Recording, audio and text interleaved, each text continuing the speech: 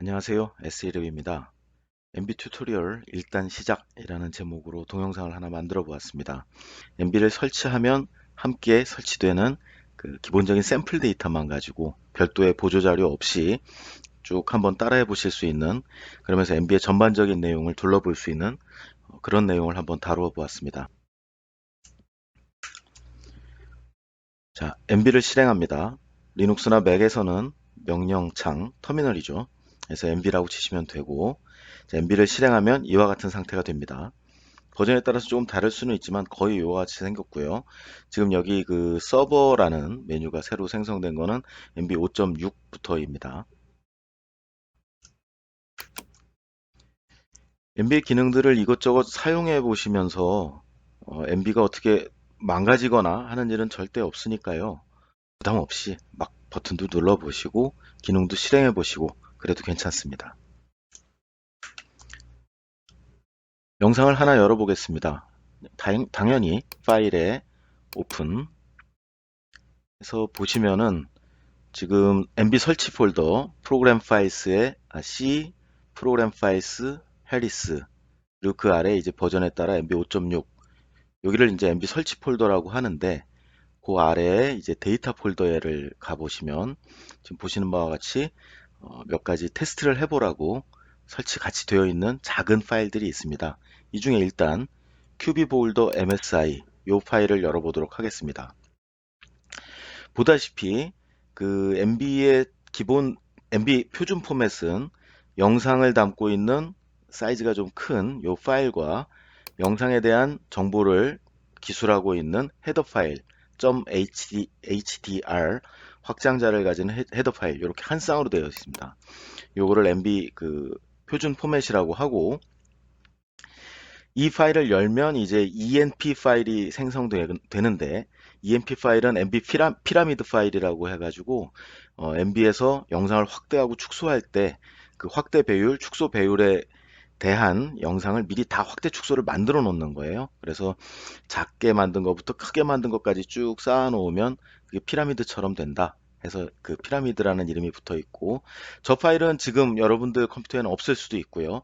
저 파일 큐비볼더 MSI 파일을 열면 큐비볼더 MSI EMP 파일이 자동으로 생성되는 겁니다. 자, 영상을 선택하고 헤더를 선택하는 거 아닙니다. 열리죠.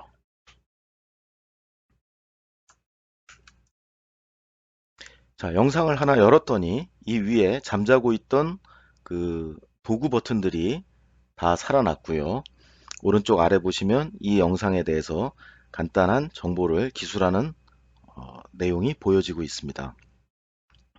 보시면 파일 이름은 큐비볼더 MSI고, 뭐 이 파일은 데모 퀵보드 2 영상이고, 크기는 1024 곱하기 1024, 그리고 4개의 밴드 시퀀셜, 밴드 순서대로 저장되어 있다는 얘기죠. 그 저장이 되어 있고, 투영법은 UTM 북쪽 노스 존 13, 영상의 해상도는 한 픽셀이 2.8m, 그리고 WGS84 데이텀을 사용하는 그러한 영상이다 하는 내용이 여기 보여지고요. 이 영상은 여기 파일 이름에도 있지만 미국 콜로라도의 보울더 지방의 그 위성 영상을 샘플로 쓰라고 작게 지금 잘라 놓은 겁니다. 대부분의 위성 영상은 이거보다 훨씬 크고요. 화면 배치에 대해서 이야기하겠습니다. 이것은 그냥 이제 제가 말씀드린 건 용어이고 앞으로 차차 익숙해질 것이기 때문에 따로 기억해 두시거나 할 필요는 없어요. 자, 영상을 하나 열었고 지금 요 가운데 가장 큰 영역에 영상이 띄워졌죠. 이 영역을 뷰라고 합니다. 이 뷰는 앞으로 다양하게 나누어 쓸 수도 있고 꼭 하나의 컨텐츠만 올리는 그런 단순한 공간이 아닙니다. 앞으로 차차 보여드리겠습니다. 지금 우리가 이 뷰에 파일 이름 qb 보울더 msi가 올라가 있죠. 자, 왼쪽에 보시면은 뷰 밑에 이제 트리처럼 뷰 밑에 예하에 qb 보울더 msi라는 파일이 올라가 있는 것이 보입니다. 자, 이 영역, 왼쪽에 있는 이 영역 전체를 레이어 매니저라고 합니다. 여기 레이어 매니저라고 써 있으니까 따로 적어 두시거나 할 필요는 없어요. 자, 이 레이어 매니저에는 지금 이 뷰라고 말씀드렸죠. 이 뷰 공간에 올라가 있는 모든 콘텐츠들을 여기에 도식화해서 보여주고 있습니다. 그러니까 저 컨텐츠 관리를 담당하는 그런 페이지라고 보시면 될 거예요. 자, 여기 지금 체크가 있고 체크를 끌 수도 있고, 자, 사라지죠. 키면 나타나고. 당연히 그럼 이 위에 오버뷰는 뭘까요? 오버뷰도 역시 체크를 켜면 나타나고 체크를 끄면 사라지고 합니다. 오버뷰는 지금 영상이 크지가 않으니까 지금 이미 한눈에 영상이 다 들어왔는데, 영상이 굉장히 커서 한눈에 볼 수 없는 영상이다. 자, 이렇게 큰 영상을 우리가 보고 있다 하면은 이 오버뷰로 전체 영상의 조감을 보여주고, 그 안에서 요 빨간 박스가 우리가 지금 전체 영상에서 어느 부분을 보고 있는가 하는 것을 나타내 줍니다. 자, 이 빨간 박스를 이동해서 영상 내에서 이동을 할 수도 있고, 우리가 영상을 잡아서 이동을 할 때 저 빨간 박스가 같이 이동되는 것도 보실 수 있습니다. 자, 오버뷰는 저런 식으로 활용을 하는데, 우리가 지금 이 영상은 크지가 않아서 오버뷰가 그렇게 많이 필요할 것 같지는 않습니다. 그래서 일단 닫아두도록 하고요. 설명 없이 제가 진행을 했는데, 영상의 확대 축소는 그냥 우리 본능대로 마우스 가운데 휠을 이용해서 확대하고 축소하시면 될 것 같습니다. 그리고 영상을 이리저리 움직이는 거는 마우스 가운데 버튼을 클릭하시면, 자, 커서가 지금 손바닥 모양으로 바뀌었죠. 이렇게 마우스 가운데 버튼을 누른 채로 잡아서 원하는 방향으로 이동을 하실 수 있고, 이것은 보통 뭐 그림을 다루는 소프트웨어들에서 일반적으로 사용하는 방법과 같기 때문에 어, 어떤 부담 느끼지 않고 그냥 이렇게 사용하시면 될 것 같습니다. 지금 확대 축소를 해봤으니까 요 위에 도구 버튼 중에 확대와 축소에 관련된 버튼은 이제 설명을 쉽게 할 수가 있겠습니다. 오른쪽에 보시면 매우 많이 쓰이는 버튼 Zoom to Full Extent라는 이름의 버튼이 있는데, F12 단축키로도 사용을 합니다.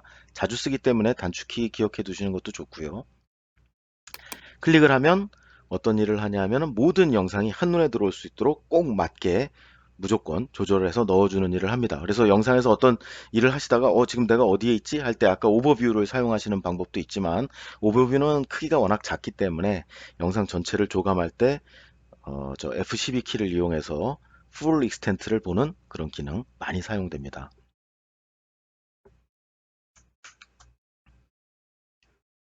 확대 축소 버튼 바로 오른쪽에 배율을 숫자로 지정하는 풀다운 메뉴가 있습니다. 그래서 여기 보시듯이 그냥 8배 확대를 하는 거, 뭐 예를 들면 2배 확대하는 거, 자, 1대1로 보여주는 거 많이 사용됩니다. 50% 축소죠.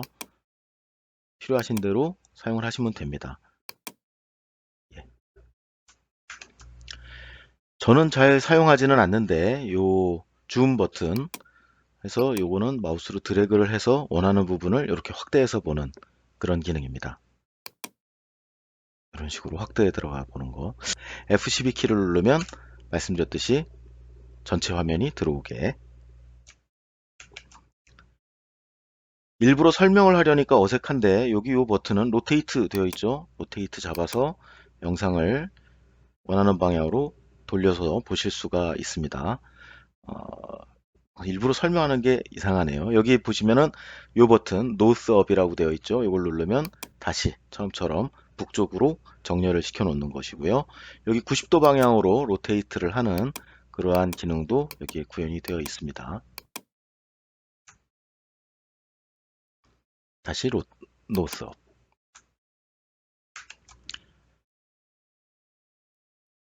여기 플라이 버튼은 F7 단축키가 할당되어 있는데, 플라이 버튼을 설명하려면 영상이 좀 커야 의미가 있으니까 영상을 좀 확대를 해 놓은 상태에서, 자, 플라이 버튼 이게 뭔지 보시면은 가운데를 기준으로 커서가, 자, 지금 살짝 오른쪽으로 갔더니 오른쪽을 가리키고 있고, 왼쪽을 가리키면 왼쪽을, 그리고 커서를 영상 중심에서 아래쪽으로 내려가면, 뷰 중심에서 아래쪽으로 내려가면, 자, 아래쪽을 가리키는 화살표. 그냥 눌러 보십시오. 오른쪽 가고요. 더 중앙에서 멀어질수록 빨리 가고, 자, 왼쪽으로 대각선도 가능하고, 위로 더 빠르게, 중심에서 멀어질수록 빠르게, 가까우면 느리게. 그래서 영상을 마치 비행을 하듯이 다니면서 본다고 해서 플라이라는 이름을 붙여놓은 것 같아요.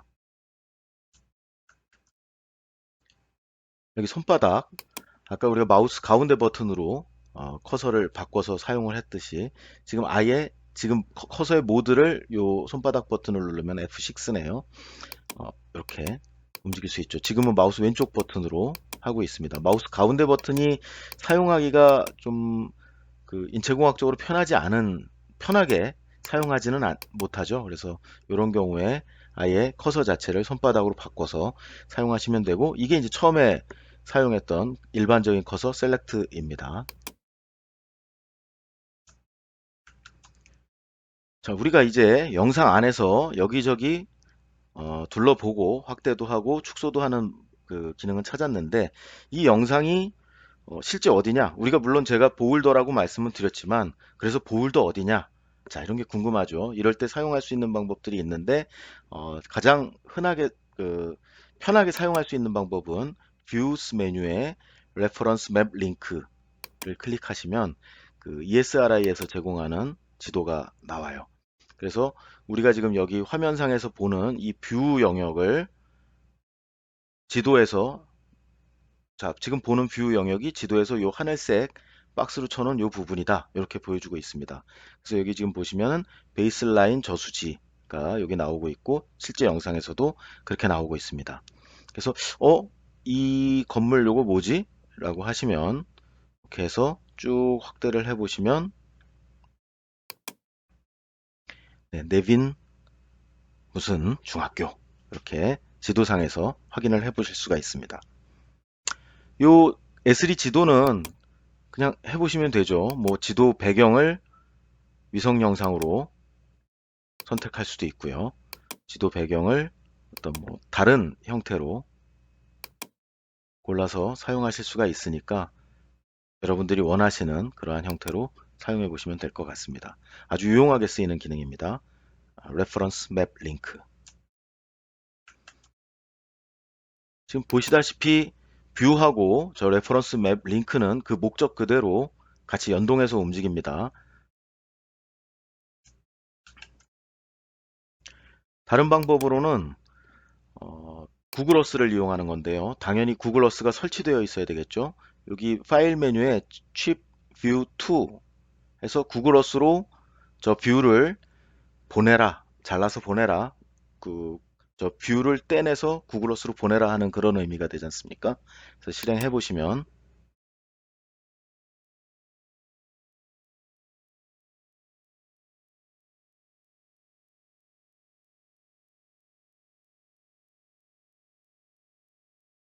자, 지금 우리가 그 뷰에서 보는 영역이 지금 구글 어스에 어느 위치에 속한다 해서 이렇게 갖다가 보여주고 있어요. 그래서 우리가 나중에 어떤 작업을 해서 기본적으로 우리가 이 작업한 영상의 지도 정보가, 그 지리 정보가 잘 맞는지 이런 걸 확인해 볼 때 사용할 수도 있고요. 앞에 처음에 말씀드렸듯이 우리가 가지고 있는 이 영상이 도대체 지구상에서 어디에 위치한 거야? 이걸 알아볼 때도 많이 사용됩니다. 구글 어스는 이 자체로 굉장히 강력한 도구이기 때문에 기능이 워낙 많고요. 제가 뭐 일일이 다 설명드리지 않아도 워낙 유명한 소프트웨어니까, 예, 한번 이것저것 사용해 보시면 좋을 것 같습니다.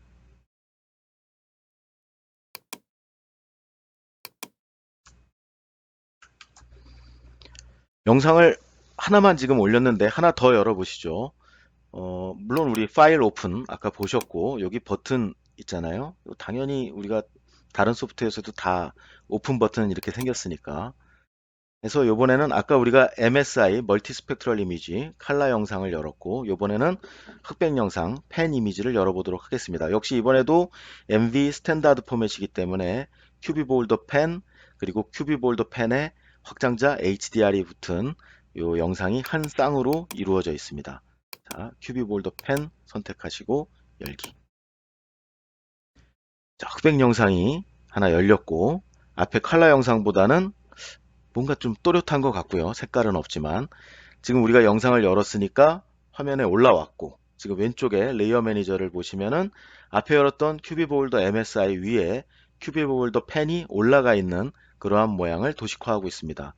말씀드렸듯이 체크를 꺼서 흑백 영상을 끄면 그 밑에 깔려 있던 칼라 영상이 보이고, 다시 켜면 흑백 영상이 보이고, 자, 이 관계, 레이어 매니저에서 위아래의 관계가 어떤 걸 의미하는지 한번 살펴보겠습니다. 그래서 아래쪽 영상을 보고 싶다 하면 위에 쪽 영상을 끄는 방법도 있지만 아래쪽 영상을 잡아서 위치를 위로 올려주면 됩니다. 레이어 매니저의 이 층의 위치는 이런 것을 의미합니다. 다시 흑백 영상을 잡아서 흑백 칼라 영상보다 위에 올려놓으면 이렇게 되기도 하고요. 자, 지금 흑백 영상을 레이어 매니저에서 선택을 하면 선택입니다. 흑백 영상을 선택하시고 이 영상의 정보를 오른쪽에서 보시면은 이번에는 밴드가 하나죠. 예, 흑백 영상이니까. 그리고 크기가 4096 곱하기 4096. 아까 칼라 영상이 1024 곱하기 1024였던 것에 비해서 공간 해상도가 4배 좋아졌습니다. 대신 이제 색상 정보는 없고요. 투영법은 같고 여기 픽셀 사이즈도 보시면은 0.7m로 칼라 영상이 해상도 2.8m였던 것에 비해서 공간 해상도가 4배 좋아진 것을 확인하실 수가 있네요. 자, 펜 영상과 MSI 칼라 영상의 공간 해상도를 비교해 보기 위해서 지금 펜 영상이 선택된 상태에서 자, 얘를 100% 1대1로 보여줘라 하는 그런 설정을 해 보시고 지금 흑백 영상을 표출해서 체크를 꺼보면 밑에 있는 칼라 영상이 보이는데 해상도 차이가 눈에 띄시죠.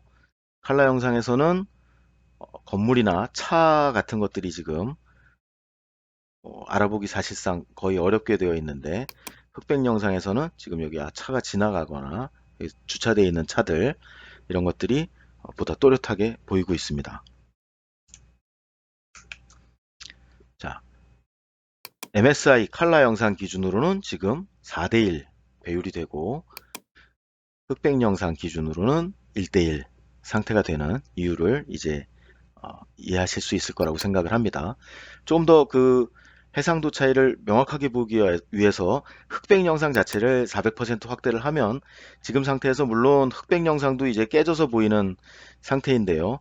이 상태에서 칼라 영상을 보면 여기는 뭐 지금 지상에 있는 것이 큰 도로나 이런 피처들이 아니면 알아볼 수가 없는 그런 정도 해상도가 되겠죠. 자, 다시 흑백 영상 기준으로 1대1 이렇게 해 보시고요. 이렇게 설계를 하는 이유는 이후에 후처리를 통해서 공간 해상도도 좋고 색상 정보도 가지는 그런 영상을 만들 수 있기 때문입니다. 그래서 이런 그 기법을 펜크로매틱, 저 흑백 영상이죠. 펜크로매틱 영상을 이용해서 칼라 영상을 뚜렷하게 샤프닝 한다 하는 아마 그런 의미로 펜 샤프닝이라는 그러한 이름이 붙어 있는데 NB에서도 역시 펜 샤프닝이 지원됩니다. 그래서 여기서 바로 한번 해보도록 하죠. 오른쪽에 툴박스를 보시면 자, 요 부분을 툴박스라고 합니다. 여기 이름 써 있죠. 툴박스. 그 카테고리별로 이렇게 펼치거나 접을 수 있습니다. 당연히. 자, 모두 펼치기. 자, 모두 접기. 뭐 근데 저렇게 모두 펼치기를 할 때는 거의 없고요. 자, 이미지 샤프닝이라는 카테고리. 지금 조금 전에 말씀드린 펜 샤프닝 관련된 알고리즘들은 여기에 모여 있습니다. 이미지 샤프닝 카테고리를 펼쳐보시면 몇 가지 기법들이 여기에 구현이 되어 있는데 요즘에 NV에서 가장 많이 사용되는 것은 그람 슈미트 펜 샤프닝하고 NN 디퓨즈 펜 샤프닝입니다. 그람 슈미트 펜 샤프닝 한번 해볼까요? 자, 나오죠. 해상도는 낮은데 멀티밴드 색상이 있는 영상은 어떤 거냐? 요거죠. 다음 해상도 좋고 그러한 펜 크로매틱 흑백 영상은 어떤 거냐? 얘죠. 오케이. 자, 지금 여기는 센서 타입을 퀵보드라고 알고 있죠. 그래서 그 센서 타입 이미 잡혀 있는데 퀵보드 영상이고 자, 공간 해상도를 높이는 과정에서 리샘플링을 하는데 어떤 인터폴레이션을 할 거냐입니다. 밑으로 가면 품질은 가장 좋은데 시간이 많이 걸리고, 품질은 떨어지는데 메뉴의 것은 품질은 떨어지는데 시간은 짧게 걸리고, 저는 중간을 선택하도록 하겠습니다. 자, MB에서 뭔가 영상을 생산할 때 보통 MB 표준 포맷, 아까 말씀드린 MB 표준 포맷 또는 범용적으로 사용되는 GOTF 포맷 둘 중에 하나를 선택할 수 있게 해줍니다. 근데 저는 여기서는 일단 MB 포맷으로 하도록 하고, 파일 이름을 조금 정리를 해서 잘 깔끔하게 적어주면 나중에 이 영상 뭐였더라 할 때 헷갈리지 않게 됩니다. 지금은 영상 한두 개 다루시니까 괜찮은데 이 프로세스가 10단계, 20단계 갈 때도 있거든요. 그럴 때는 지금 이 영상이 어느 단계까지 처리한 거다 하는 것들을 기억하기 위해서 파일 이름은 조금 정성스럽게 적어주시는 게 좋습니다. 다른 이름을 지정해 주셔도 되고, 저는 여기서 QB 보울더 펜샵 그람슈미트 GS 이렇게 이름을 붙여주도록 하겠습니다. 자, 그리고 OK 하면은 여기 지금 보이세요? 오른쪽 아래 프로그레스 바 진행되는 상황 보이면서 결과 나왔습니다. 펜 샤프닝의 효과를 한번 확인해 볼까요? 자, 요 메뉴에 지금 큐비 보울더 펜 샤프닝 올라가 있는데, 자, 흑백 영상에 준하는 공간 해상도를 지금 가지고 색상을 가지고 있는 것을 보시면 확인하실 수 있습니다. 그 밑에 요 펜 영상도 체크를 끄시고, 자, 원래 컬러 영상과 지금 펜 샤픈된 영상을 비교해 보시면 영상이 얼마나 좋아졌는지 보실 수 있죠. 색상 정보도 가지고 공간 정보도 좋아진 그런 영상을 만들었습니다. 지금 여기 색이 조금 번진 그런 효과가 있는데, 앞에 말씀드렸던 NN 디퓨즈 펜 샤프닝도 한번 실행해 보겠습니다. 자, 메뉴 구성이 좀 달라요. 그렇지만 근본은 똑같습니다. 저해상도 영상, 칼라 영상 요거죠. 고해상도 영상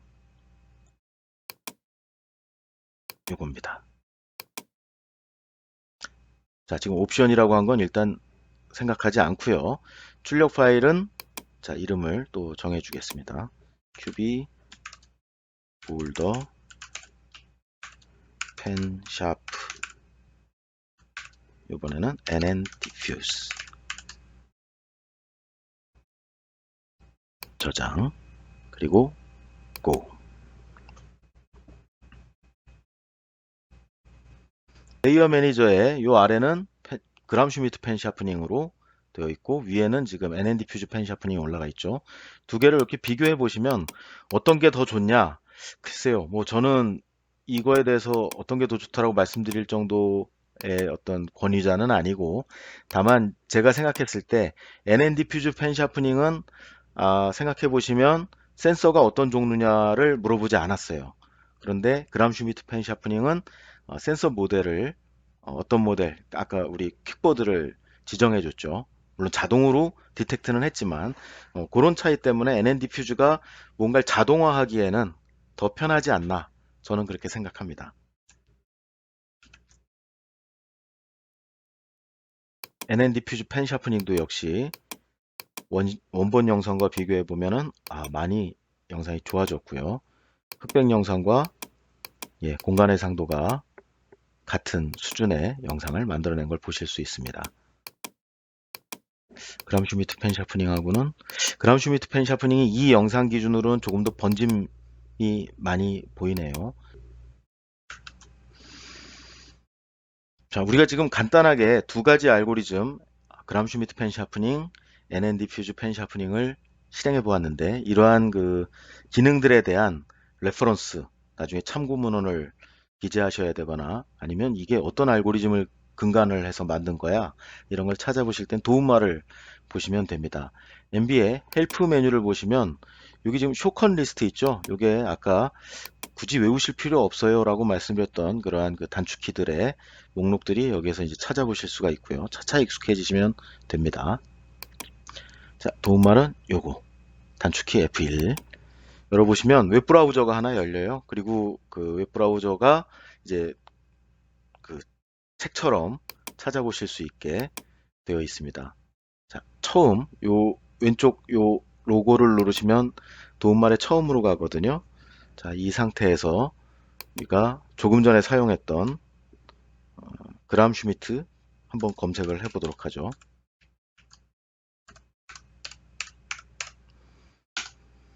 그러면은 그람 슈미트 펜 샤프닝은 이런 거다. 뭐 나오죠. 쭉 뭐 읽어 보셔야 됩니다. 여기 보시면 레퍼런스가 있죠. 그래서 이거는 뭐 레이벤 등의 요런 그 논문을 특허네요. 요 특허를 기반으로 만들었다 하는 것들이 기재가 되어 있고, 다시 앞에 그람 슈미트 검색 결과를 보시면 그람 슈미트로 검색되는 게 MB 그람 슈미트 펜 샤프닝 태스크라고 된 것도 있고요. 여기 MB 그람 슈미트 샤픈 두잇도 있고 그렇습니다. 요 두 가지는 프로그래밍, 나중에 MB를 그 IDL이라는 프로그래밍 언어에서 MB 기능들을 이렇게 호출해서 사용할 수 있고, 그러다 보니 이제 자동화 시킬 수 있고 이런 프로그래밍을 할 수 있는데, 요 태스크가 붙은 것은 최근에 포팅된 거, 두잇이라고 된 거는 좀 비교적 오래전에 포팅된 거, MB 클래식 기준으로 만들어진 거, 요거는 새로운 MB를 기준으로 만들어진 것입니다.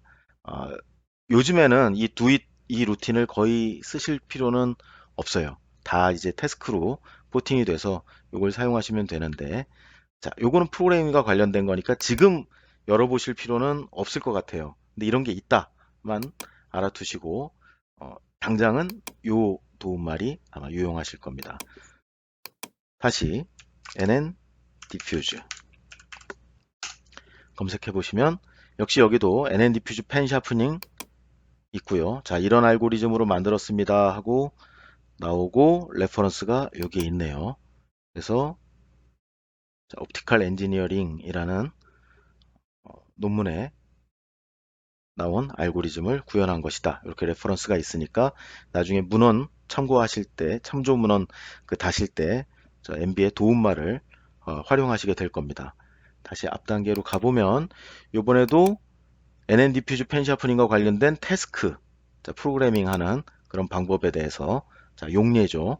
이렇게 프로그래밍과 관련된 게 있고, NN 디퓨즈 펜 샤프닝은 비교적 최근에 MB에 탑재가 된 기능이기 때문에 아까 보셨던 그 그람 슈미트 펜 샤프닝 같은 두잇으로 된 옛날 방식의 그 프로그래밍 API는 없습니다. 아예 처음부터 태스크 방식의 API로 제공이 된 거죠. 뭐 굳이 기억해 두실 필요는 없습니다. 지금은 프로그래밍 얘기를 하는 것은 아니니까.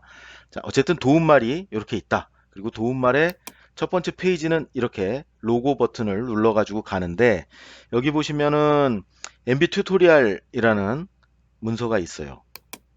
보시면은 아마 오늘 요 동영상 보시고 나면은 MB의 전반적인 사용 방법에 대해서는 파악을 하실 테니까 바로 그 다음 단계 여러분께서 원하시는 주제로 바로 클릭해서 요 튜토리얼 문서를 보시면은 원하시는 일을 바로 수행하실 수 있을 거라고 생각을 합니다. 예를 들어서 나는 모자이크 작업을 해야 되는데 하면 요 모자이크와 관련된 튜토리얼을 들어가 보시면 쭉 이런 식으로 설명이 되어 있고, 자, 따라하기입니다. 그래서 자, 이렇게 따라하세요 하는 내용들이 있는데, 요거는 이제 그 MB 사용법, 기본 사용법만 아시면은 따라하시는데 큰 문제는 없을 겁니다.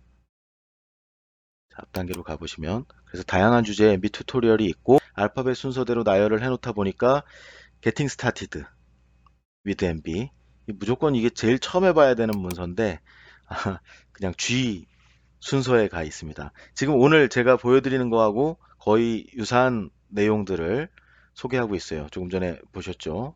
S3 맵 이용해서 위치를 확인하는 방법, 그리고 뭐 오버뷰 활용하는 방법. 제가 오늘 설명해 드릴 내용들, 뭐 더 이 문서가 좀 더 자세하기는 한데 대부분은 오늘 설명해 드리는 내용일 될 겁니다. 그래서 요거 보시고 Getting Started with MB 한번 더 보시면 기본적인 사용법에 대해서는 큰 문제가 없을 거라고 생각을 합니다. 자, 도움말은 일단 여기까지 보시고요. 자, 툴박스 한번 다시 보시죠. 자, 이게 만약에 이미지 샤프닝이 이렇게 닫혀 있다. 이 안에 MB의 모든 기능들이 다 모여 있기 때문에 이 툴박스에 마음이 급할 때는 그 기능 어디에 있더라? 잘 안 찾아질 때가 있어요.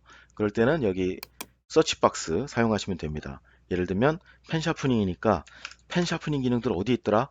하시면은 펜으로 검색하면 자, 그람 슈미트 펜 샤프닝, NN 디퓨즈 펜 샤프닝 여기서 바로 검색해서 찾을 수 있고 그 위치는 이미지 샤프닝 아래에 그람 슈미트 펜 샤프닝이라는 게 있습니다. 이렇게 찾아집니다. 다시 클리어 서치하면 원상태로 가고요. 자, NN 디퓨즈도 한번 찾아볼까요? NN 디퓨즈 검색하면 NN 디퓨즈 펜 샤프닝이 여기에 있다 하는 거 찾아집니다. 그렇죠? 얘 찾아서 앞으로 오늘은 내내 NN 디퓨즈 펜 샤프닝만 쓸 거야. 그러면 눈에 잘 띄는 데 있으면 좋잖아요. 그래서 여기에 별 표시 있죠. 페이버리츠에 요 지금 선택된 NN 디퓨즈 펜 샤프닝을 추가하면 어떻게 되냐면 자, 클리어 서치 하시고 요 페이버리츠가 맨 위에 올라와 있거든요. 요거를 펼치시면 우리가 등록한 NN 디퓨즈 펜 샤프닝이 여기에 올라가 있는 것을 보실 수가 있습니다. 그래서 이제 NN 디퓨즈와 관련된 작업들 다 하시고 나서 페이버리츠에서 이제는 당분간 또 쓸 일이 없다, 제거해야 되겠다 하면은 마우스 오른쪽 버튼 클릭하시고 Remove from Favorites 하고 제거하시면은 페이버리츠에서 사라집니다. 그렇다고 이게 뭐 MB의 기능을 아예 없애버리거나 하지는 않습니다. 당연히 그럴 일은 MB에서 절대 없다고 말씀드렸어요. 여기 이미지 샤프닝 다시 열어보시면 NN 디퓨즈 펜 샤프닝은 원래 자리에 있고 여기서 지워버리는 방법은 없습니다. 그런데 페이버리츠에 추가하는 기능만 있고요. 페이버리츠에서는 뭐 필요한 컨텐츠 눈에 잘 띄게 올렸다가 안 쓸 때는 또 없애고 하는 거니까 그럴 때는 여기 리무브 사용하시면 되고요. 앞에서 잠깐 그 영상들을 우리가 비교를 해 보았는데 지금 이 체크박스를 꺼서 아래쪽에 있는 영상과 체크박스를 켜서 위쪽에 있는 영상을 이렇게 번갈아 가면서 보셨죠. 그래서 만약에 우리가 큐비볼더 MSIO하고 큐비볼더 펜샤픈 NN 디퓨저하고 비교를 해보고 싶다. 그럴 때는 이 가운데 체크들을 다 꺼서 중간에 있는 것들을 보이지 않게 하시고 이렇게 하는 방법도 있고요. 우리가 배웠으니까 잡아서 바로 밑에다 갖다가 놓으면 얘네들의 존재와 상관없이 맨 위에 것만 껐다 켰다 하면 비교해 보실 수 있습니다. 자, 이렇게 체크박스를 껐다 켰다 하면서 비교해 보는 거 전문가들도 많이 사용하는 방법입니다. 그러니까 이게 전혀 뭐 이상한 방법이 아니고요. 자, 체크박스를 꺼서 아래 게 보이게 하고 다시 켜서 위에 게 보이게 하고 이렇게 비교해 보는 것 일반적으로 많이 사용하는 방법입니다. 가장 속편한 방법이기도 하죠. 직관적이기도 하고. 자, 다시 요 도구 툴바 쪽으로 와 보시면 여기에 지금 트랜스페런시가 있거든요. 투명도. 자, 지금 선택된 요 영상, 요 레이어에 지금 선택한 이 레이어에 대해서 적용하는 도구들입니다. 이 레이어의 투명도를 높여서 완전히 100% 투명하게 하면 안 보이니까 아래 게 보이고요. 불투명하게 하면 밑에 게 보이고, 위에 게 보이고, 투명하게 하면 아래층이 보이고, 불투명하게 하면 아래층이 안 보이고, 이 방식을 이용해서 비교해 보는 방법도 있습니다.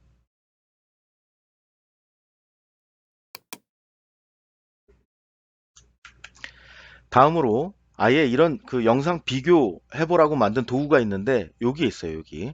자, 요 포탈입니다. 포탈은 이름 그대로 어떤 다른 차원으로 통하는 관문 뭐 이런 의미로 해석될 수 있죠.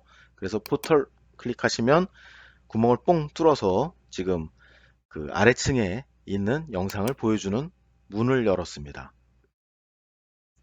자, 커서가 먼 곳으로 가면 지금 포털의 그 영상 저 하늘색으로 보이는 사각 박스만 보이는데 위에 타이틀바 쪽으로 이렇게 커서를 이동하시면 붙잡아서 움직일 수 있는 이런 타이틀바가 보입니다. 자, 포털의 크기는 늘렸다가 줄였다가 위치도 우리가 원하는 곳으로 이동할 수 있고요. 말씀드렸듯이 포털은 그 영상에 구멍을 뽕 뚫어서 다른 영상을 보여주게 하는 건데, 제일 처음에 그럼 이 포털 안에 보이는 부분은 어디냐 하면 선택했던 것 바로 아래층을 기본적으로 보여주게 되어 있습니다. 여기 포털 이름을 보시면 포털, 지금 위에 올라와 있는 포털 레이어를 보시면 포털이고 큐비볼더 MSI로 가는 관문이다, 이렇게 되어 있죠. 왜 처음에 우리는 아무것도 선택 안 했는데 큐비볼더 MSI 영상으로 갔느냐? 지금 우리가 보고 있는 영상의 바로 아래층에 있기 때문이에요. 이왕 뚫는 거 다른 데는 못 보여주냐? 되죠. 여기 오른쪽 버튼 클릭하시고 로드 뉴 레이어 보셔서 나는 큐비볼더 펜 흑백 영상으로 가는 관문을 뚫고 싶어 하면 변경이 가능합니다. 자, 다른 거 한번 해볼까요? 다른 층으로 갑시다 해서 그람 슈미트 펜 샤프닝 한 것과 NN 디퓨즈 펜 샤프닝 한 걸 비교해 보고 싶어 하면 지금 저는 그람 슈미트 펜 샤프닝으로 가는 포털을 선택한 상태입니다. 비슷해서 잘 눈에 띄지 않기는 하는데 이렇게 지나가 보시면은 색상이나 어떤 번짐 같은 것들이 조금 차이가 나죠. 이 부분 좀 차이 나네요. 자, 그럼 계속 이렇게 왔다 갔다 하면서 봐야 되느냐? 포탈을 감상하는 세 가지 방법이 있습니다. 여기 지금 플레이 버튼 보이시죠? 초록색 버튼. 자, 저 플레이 버튼의 존재 이유기도 하고 플레이를 해보시면 깜빡깜빡 하고 있죠. 위층, 아래층, 위층, 아래층 깜빡깜빡 하고 있습니다. 자, 잠시만요. 자, 눈에 잘 띄게 아예 포탈의 관문을 펜 영상으로 열어놓으면 차이가 많이 나겠죠. 자, 이렇게 비교를 해보는 상황이라고 치겠습니다. 자, 이 상태에서도 역시 확대 축소 가능하고요. 자, 이 정도 상태에서 이제 비교를 해보겠다. 포탈 조금 더 키워보겠습니다. 했을 때 플레이 버튼 누르시면 깜빡깜빡 하면서 자, 우리가 마우스에 손을 떼도 비교를 해볼 수 있는 상황이 되죠. 자, 그 포탈을 비교하는 방법에 지금 깜빡깜빡하는 플리커가 디폴트로 선택되어 있는데 블렌드를 선택해 보시면 우리가 아까 그 투명도를 조정해 가면서 위층에 있는 영상, 아래층에 있는 영상을 서로 비교해 본 적 있잖아요. 마치 그것처럼 투명도가 서서히 바뀌면서 위층에 있는 영상, 아래층에 있는 영상을 보여주게 됩니다. 다른 것으로 잘 쓰이지는 않는데 가장 눈에 잘 띄는 비교를 하고 있다라는 사실을 눈에 잘 띄게 하는 그 스와이프, 젖힘이라는 뜻이죠. 창문 젖히듯이 이런 방법도 있습니다. 뭐 잘 쓰는데 잘 안 쓰는데 하는 그런 얘기는 제 기준이네요. 생각해 보니까 너무 신경 쓰지 마시고요. 사용하시기 편한 거 그때그때 골라서 사용하시면 됩니다. 디폴트는 플리커였고요. 자, 이 깜빡임 속도 아니면 여기 이렇게 젖혀서 이렇게 보는 이 속도는 이 버튼 그래서 점점 빠르게, 점점 느리게, 점점 느리게. 플리커도 역시 빠르게 깜빡거리고 천천히 깜빡거리게. 그리고 깜빡거림 정지.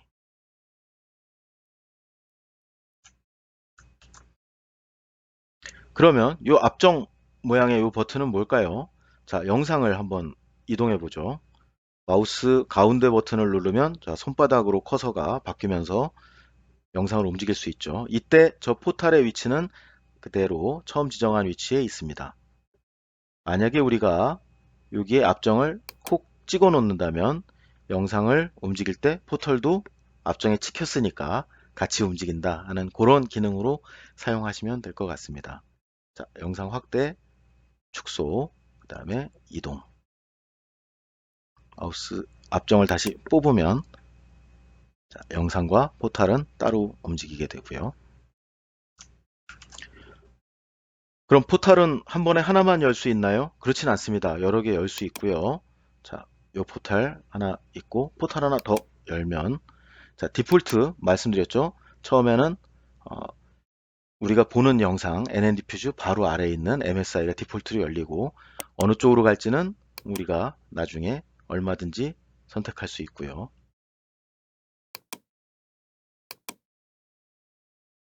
그러면 어떤 포털이 더 위에 있나요? 보시면은 나중에 연 포털이 더 위로 올라가 있습니다.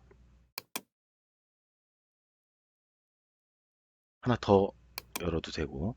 자, 이 포털이 사실은 메모리를 잡아먹는 그런 그 기능인데 그렇다고 뭐 요즘의 컴퓨터에서 포털 한 대여섯 개 연다고 문제가 되지는 않아요. 그래서 비교해 보고자 하는 영역들이 여러 군데 있으면 이렇게 포털 여러 곳에 배치해서 비교해 보셔도 상관없습니다. 자, 열려 있는 포탈들을 한번 닫아 보겠습니다. 여기 이 버튼 그냥 생각되시잖아요. 딱 얘 누르면 아, 포탈이 닫히겠구나.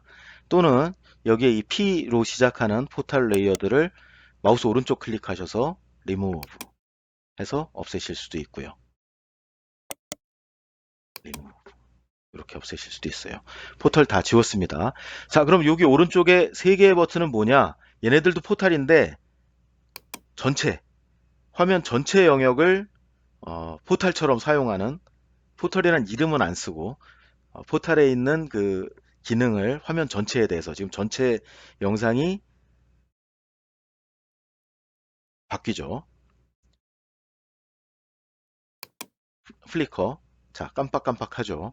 자, 화면 전체가 포털이 되도록 만드는 게 지금 저 버튼들의 효과입니다. 스와이프도 역시 되고요.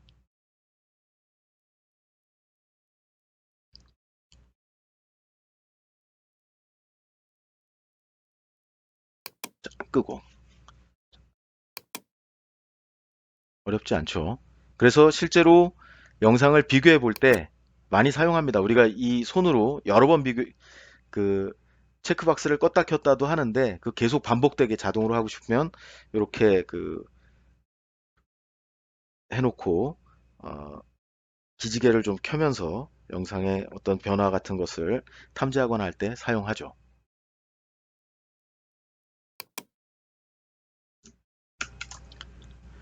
자, 영상들 여러 개를 비교해 볼 때 쓰는 또 다른 방법으로 이 뷰를 분할해서 쓰는 방법이 있습니다.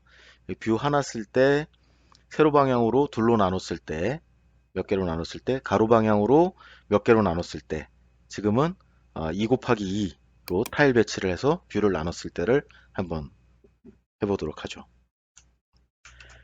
왼쪽에 레이어 매니저를 보시면 뷰가 이제 4개가 잡혔습니다. 우리가 2 곱하기 4개의 뷰를 잡았으니까 4개의 뷰로 잡혔는데 첫 번째 뷰에는 우리가 처음에 올려놨던 4개의 레이어가 다 올라가 있고 나머지 3개의 뷰는 아직 비어 있습니다. 자, 이렇게 잡아가지고 이놈은 이쪽 뷰에 갖다 놔라. 복사입니다. 실제로 여기서 없어지지 않아요. 복사해서 이렇게 옮겨지고 자, 그람 슈미트 펜 샤프닝은 세 번째 뷰로 복사해 넣겠다. 그 다음에 펜 영상, 흑백 영상은 네 번째 뷰로 갖다 놓겠다. 이렇게 하시면 4개 영상이 다 올라갔습니다. 4개 영상이 올라갔는데 지금 뷰의 선택은 각 분할된 뷰 중에 뷰의 적당한 위치를 마우스 클릭하시면 지금 하늘색 박스가 선택된 뷰를 의미하고요. 그 선택은 지금 레이어 매니저도 보시면 연동해서 반응을 합니다. 지금은 세 번째 뷰에 초점이 가 있고 네 번째 뷰에 초점이 가 있고 그런 의미입니다. 자, 어떤 뷰를 확대하고 축소하고 이동할 때 다른 것들이 좀 같이 연동이 돼야 비교가 되지 않습니까? 일부러 다른 데를 볼 경우가 물론 있죠. 지금은 영상을 비교해 보려고 하는 목적이면 같이 연동해 줬으면 좋겠거든요. 그냥 여기에 링크 뷰 그리고 주요 링크 하시고 링크 올 하시면 된 거예요. 그리고 OK 하시면 자, 확대, 축소, 이동, 확대, 자, 4번 뷰에서 확대, 축소, 이동. 자, 다 같이 연동되는 거 보실 수가 있죠. 자, 이 링크 뷰에서 지금 듀얼링크랑 픽셀링크는 뭐냐? 하는데 우리가 지금 인공위성 영상 같은 것을 보통 다루게 되면 듀얼 레퍼런싱이 되어 있어가지고 영상의 각 픽셀이 지도상에서 지구상에서 어느 위치냐는 좌표가 다 정해져 있는데 MB를 의료 영상이나 현미경 영상 또는 어떤 시료들을 분석하는 영상 같은 데서 사용하시는 분들도 많거든요. 미술관에서도 사용하시고 박물관에서도 사용하시고 그런단 말이죠. 그 경우에는 저런 뭐 불상이나 탱화를 찍은 영상 같은 경우에는 지도 정보가 없지 않습니까? 그런 경우에는 이제 픽셀로 링크를 해서 픽셀 좌표를 가지고 연동을 한다는 거고요. 일반적으로 인공위성 영상을 다룰 때는 거의 듀오링크입니다.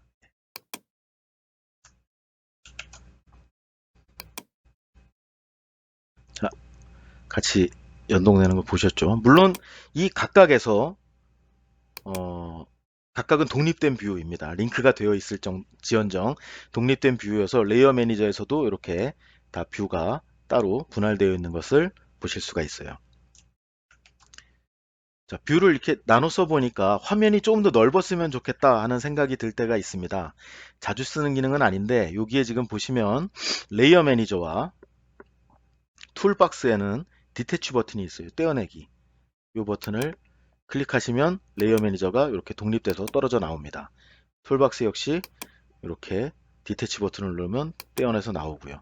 그러면은 화면을 좀 더 넓게 쓸 수 있겠죠. 지금은 제가 화면을 하나 쓰니까 이 툴박스랑 레이어 매니저가 화면을 도로 가려버려서 뭐야 이거 의미 없잖아 하시는데 모니터를 두 개, 세 개 쓰시는 경우에 레이어 매니저나 툴박스를 다른 창으로 옮겨 놓으시면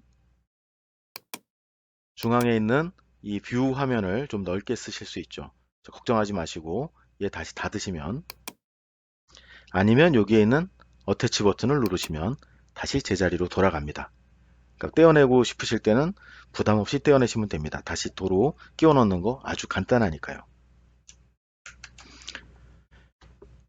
제가 다시 원 뷰로 갈 건데 요때 여기 이 뷰 중에 어떤 게 선택되어 있느냐에 따라서 어떤 뷰를 남겨 놓을 거냐가 결정됩니다. 그래서 저는 뭐 지금 중요하지 않아요. 어차피 우리 레이어 매니저 싹 정리할 거거든요. 근데 그 부분을 보시기 위해서 제가 4번 뷰를 선택한 상태에서 뷰 다시 원 뷰로 정리하면 4번 뷰만 남고 지금 다 정리되었습니다. 자, 과감하게 이 뷰도 리무브 올 레이어 해서 깨끗이 비워봅니다. 당황하지 마시고 저 파일들이 사라진 게 아니고요. 어디에 있느냐? MB는 저 파일들을 현재 관리하고 있는 상태입니다. 굉장히 중요한 데이터 매니저를 열어보겠습니다.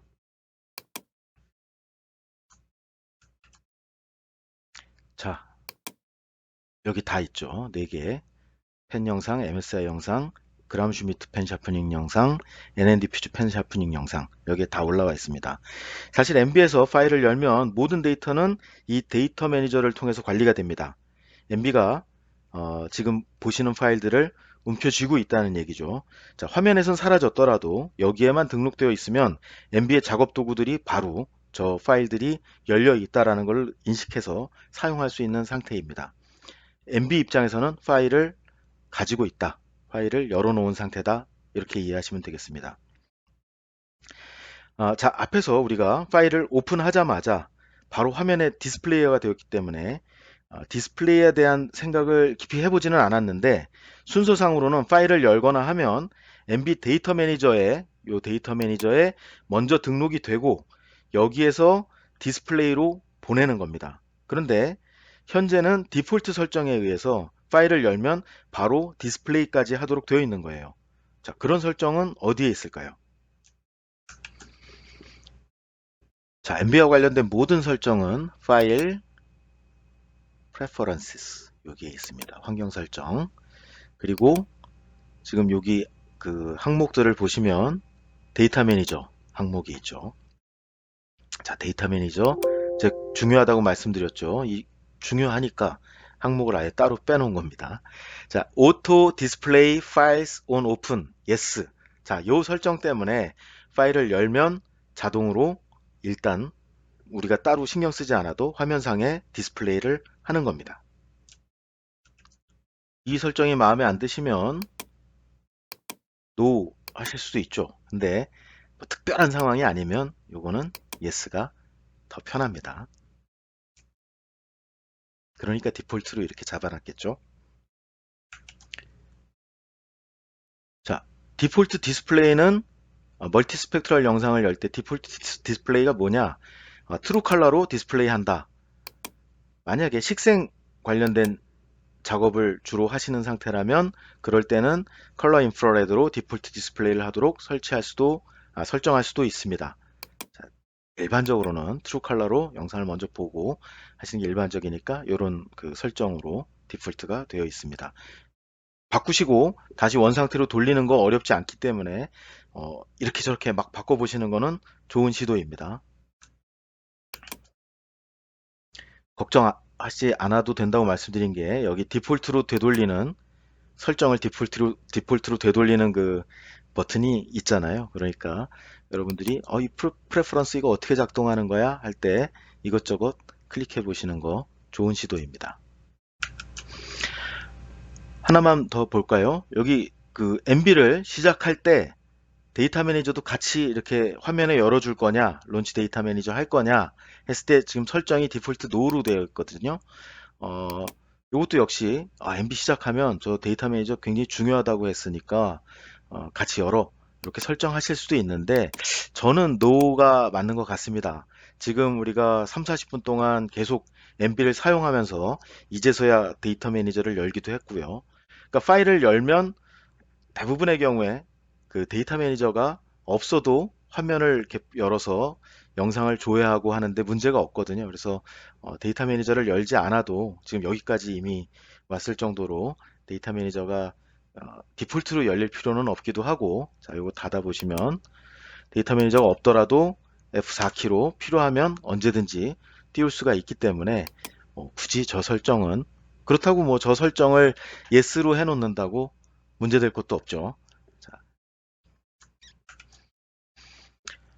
제가 단축키 외우실 필요 없어요 했는데 이 데이터 매니저에 대해서는 F4키 여기 파일에 데이터 매니저 F4 이 단축키는 유용하게 사용되실 것 같아요. 제가 외우고 있는 몇 안 되는 단축키거든요. 그래서 기억해 두시면 좋고 F4키를 누르면 데이터 매니저가 실행이 됩니다.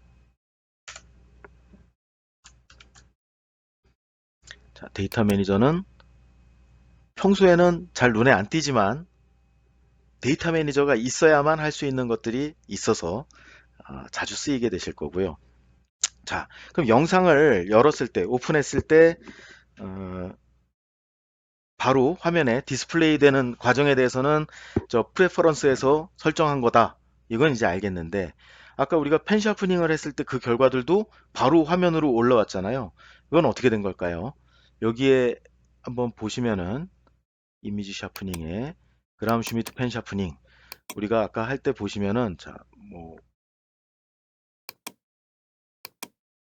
지금 실행하려고 하는 거는 아니고 자, 최종 여기 보시면은 그 결과를 디스플레이 해라에 지금 체크가 켜져 있거든요. 디폴트로. 그래서 요거 때문에 실행이 끝나면 디스플레이가 되는 거고 NN 디퓨즈 펜 샤프닝도 마찬가지죠. 여기 보시면은 요 아래에 리절트 디스플레이가 있기 때문에 자동으로 디스플레이가 된 것입니다. 다시 한번 말씀드리지만 여기 프레퍼런스에서 데이터 매니저 보셨을 때 자동으로 디스플레이를 할 때 멀티스펙트럴 영상을 트루 컬러로 해라 해서 우리가 디스플레이를 하면 우리 눈에 보이는 것과 유사한 트루 컬러 조합으로 표출이 된 것이다. 이것도 한번 기억해 두시고요. 자, 이런 점을 기억해 두시면서 자, 이제 시작은 데이터 매니저입니다. 파일은 열려 있고 자, MB가 이 파일들을 관리하고 있어요. 큐비 볼더, 펜샤프, NN 디퓨즈 아직 우리가 파일을 닫지 않았는데 마우스 오른쪽 버튼을 누르시면 트루 컬러로 로드를 해라. 컬러 인프라레드로 로드를 해라. 그레이스케일로 로드를 해라. 디폴트는 우리가 아까 프레퍼런스에서 트루 컬러로 했죠. 그래서 지금은 요 로드 디폴트와 로드 트루 컬러가 같습니다. 그래서 트루 컬러로 디스플레이를 해라. 자, 큐빅 홀더 펜샵 GS도 마우스 오른쪽 버튼, 얘는 컬러 인프라레드로 디스플레이를 해라. 자, 컬러 인프라레드는 자, 요 왼쪽에 레이어 매니저 보시죠. 자, 요것도 역시 펼치고 접을 수 있고요.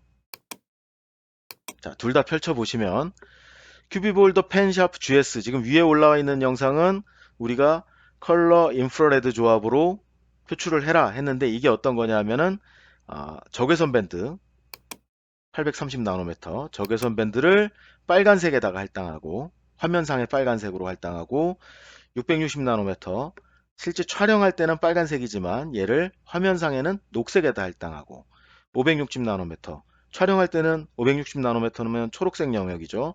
얘를 그렇지만 화면상에는 파란색으로 할당을 했더니 우리가 보는 것과는 조금 다른 표출이 됩니다. 그렇지만 이렇게 디폴트 메뉴에 컬러 인프라레드로 디스플레이를 해라 하는 저런 메뉴가 있을 정도로 상당히 많이 사용되는 표출 조합이고요. 이 조합의 특징은 적외선이 대표적으로 빨간색으로 사용이 되니까 적외선 하면 또 식생 아니겠습니까? 지금 적외선을 빨간색으로 할당을 해 놓다 보니까 자, 요 빨간색으로 보이는 부분들이 어떤 그 식물들이 식생들이 활발하게 있는 곳입니다. 지금 요 보이시는 부분은 골프장이에요. 이따가 한번 다시 보시겠지만 요분 골프장이어서 다 잔디밭이다 보니까 여기는 학교 운동장인 것 같고요. 여기도 지금 학교 운동장에 잔디가 깔려 있는 것 같고 집마다 집 앞에 뭐 잔디밭들이 있는 그런 상태인 것 같습니다. 그래서 컬러 인프라레드 조합은 이렇게 쓰고 우리가 여태까지 지금 봐왔던 그런 그 트루 컬러 조합은 원래 빨간색으로 찍었으니까 화면상에 빨간색으로 표시하고 원래 초록색으로 찍었으니까 화면상에 초록색으로 표시하고 원래 파란색으로 찍은 것은 화면상에 파란색으로 표시한다. 그래서 우리 눈으로 보는 것과 비슷하다. 그래서 트루 컬러다 하는 그런 조합으로 표시한 게 요 NN 디퓨즈입니다. 두 개가 지금 다른 알고리즘의 펜 샤프닝을 사용했지만 화면상에서는 컬러 인프라레드 조합이냐 트루 컬러 조합이냐에 따라서 지금 다르게 보이고 있는 상태입니다. 자, 그러면 트루 컬러 조합과 CIR 조합만 있느냐? 지금 우리가 밴드가 4개짜리 영상이잖아요. 4개짜리 밴드의 영상에서는 보통 이제 블루, 그린, 레드, 니어 IR 이렇게 쓰기 때문에 조합의 일반적으로 쓰이는 조합은 CIR과 트루 컬러 저 두 가지밖에 없습니다. 근데 만약에 이제 그 초분광 영상 같은 경우에는 수십 개, 수백 개 밴드가 있거든요. 그 중에서 우리가 필요한 밴드를 조합해서 보겠다. 또는 우리가 뭐 어떤 특수한 목적에 의해서 화면상에 레드, 그린, 블루 채널에 이 밴드들을 할당하고 싶다. 자유롭게 선택할 수가 있거든요. 밴드를 직접 클릭하는 겁니다. 순서는 RGB입니다. 그래서 자, 좀 이상하지만 2번 밴드를 빨간색 채널에 3번 밴드를 초록색 채널에 1번 밴드를 파란색 채널에 그러니까 2번 밴드랑 3번 밴드가 보통 자, 요게 빨간색인데 요게 초록색인데 두 개를 바꿔 놓은 상태죠. 이런 표출은 거의 하지 않습니다만 자, 자유롭게 된다는 걸 보여드리기 위해서 선택하시고 로드 데이터. 자, 어쨌든 표출이 됐어요. 여기 펼쳐 보시면 우리가 원하는 대로 지금 조합 표출이 된 거를 보실 수가 있습니다. 자, 다시 RGB. 자, 이렇게 선택하죠. 선택이 틀렸다. 그러면 다시 R부터 시작하는 겁니다. RGB. 원하는 조합이 될 때까지 선택을 하시면 되고, 자, 순서만 RGB 기억하시면 되고, 자, 자주 쓰니까 이렇게 만드는데, 밴드 셀렉션이라고 요 밑에 펼칠 수가 있어요. 요걸 보시면 더 명확해집니다. 선택했는데, 초록색 그린 채널을 잘못 선택했어. 그러면은 요 놈만 1번 채널로 선택하겠다. 레드 채널 잘못 선택했어. 그럼 레드 채널을 나는 요걸 원했거든. 이렇게 선택할 수가 있고요. 그래서 저 채널 선택을 명확하기 위해서는 밴드 셀렉션을 이용하시면 되고 그렇지 않고 그냥 빠르게 선택하실 때는 RGB 순서만 기억하시면 됩니다. 지금 선택한 요 RGB가 컬러 인프라레드죠. 자, 이렇게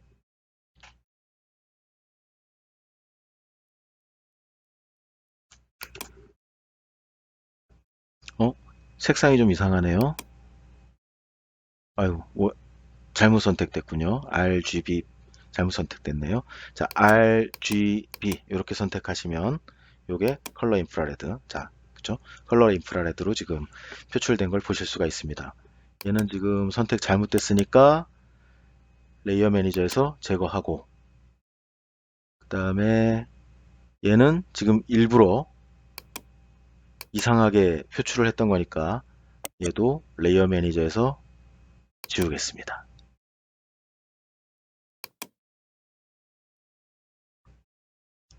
지금 알고리즘만 다르지 지금 비교되는 영상은 둘 다 컬러 인프라레드로 표출을 한 상태죠.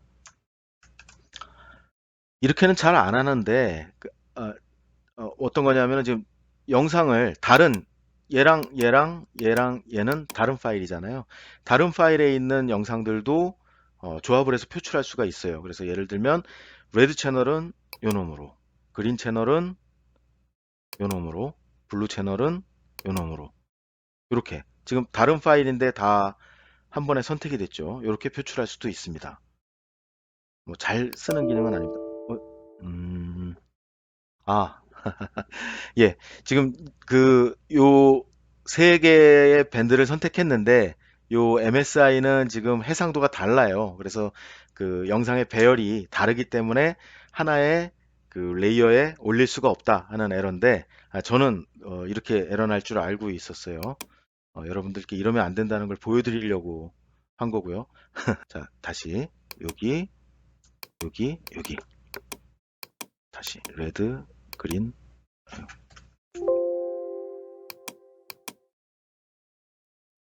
블루 이런 식으로 그 서로 다른 영상이지만 영상의 배열 크기가 같은 경우에 그리고 지리 정보가 같은 좌표계로 참조된 경우에 하나의 조합으로 올려볼 수도 있습니다. 되긴 되는데 여기 이름이 믹스트 레스터라고 나오네요. 레이어 이름을 보시면 잘 쓰는 기능은 아닌 것 같습니다. 자, 되긴 된다는 거 보셨으니까 제거하시고요. 영상 표출과 관여에서는 그 하나 더 말씀드릴 부분이 남아 있어요. 스트레치라고 하는 부분인데 툴바의 이 부분에 해당합니다. 그냥 막 눌러 보시죠. 리니어 2%, 리니어 5%, 어떤 게 여러분들 보시기에 편한지 원본 영상을 닫히게 하는 게 아니고요. 원본 영상 그대로 있고 화면에 표출할 때 영상의 원래 밝기 값이 화면상에 어떤 밝기 값으로 표출되게 지정하느냐 하는 그런 방법이거든요. 그래서 일단은 보시기 편하면 됩니다. 보기 편한 거 이것저것 하다가 나는 이게 제일 잘 보이는 것 같아 하면 그거 선택하시면 됩니다. 기본은 그거예요. 어렵게 생각하지 마시고.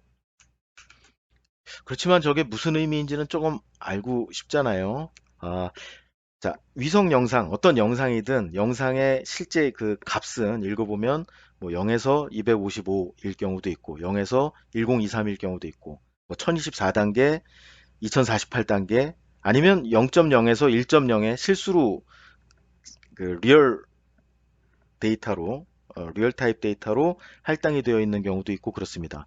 그런데 우리가 사용하는 컴퓨터 환경은 무조건 8비트, 밝기가 0에서부터 255, 256단계죠. 밝기가 256단계로 되어 있거든요. 그럼 우리가 가지고 있는 이 256단계의 밝기에다가 그 우리가 그 가지고 있는 저 위성 영상을 어떻게 하면 우리가 원하는 그 대상을 가장 명확하게 볼 수 있게 표출할 수 있는가 하는 것을 그 정의하는 부분인데 이 no stretch라고 하면 아무것도 안 하는 거죠. 그냥 영상의 값이 0이면 화면에서도 0, 영상의 값이 255면 화면에서도 255, 영상의 값이 1024면 화면에서도 255. 왜냐하면 화면 밝기는 255 이상이 없으니까요. 자, 도움말을 한번 보실까요? 도움말은 F1 여기에 스트레치 한번 검색해 보시면 스트레치 타입 자, 요 부분 보시면 스트레치 그 퍼센트 스트레치 대해서 좀 명확하게 보실 수가 있어요.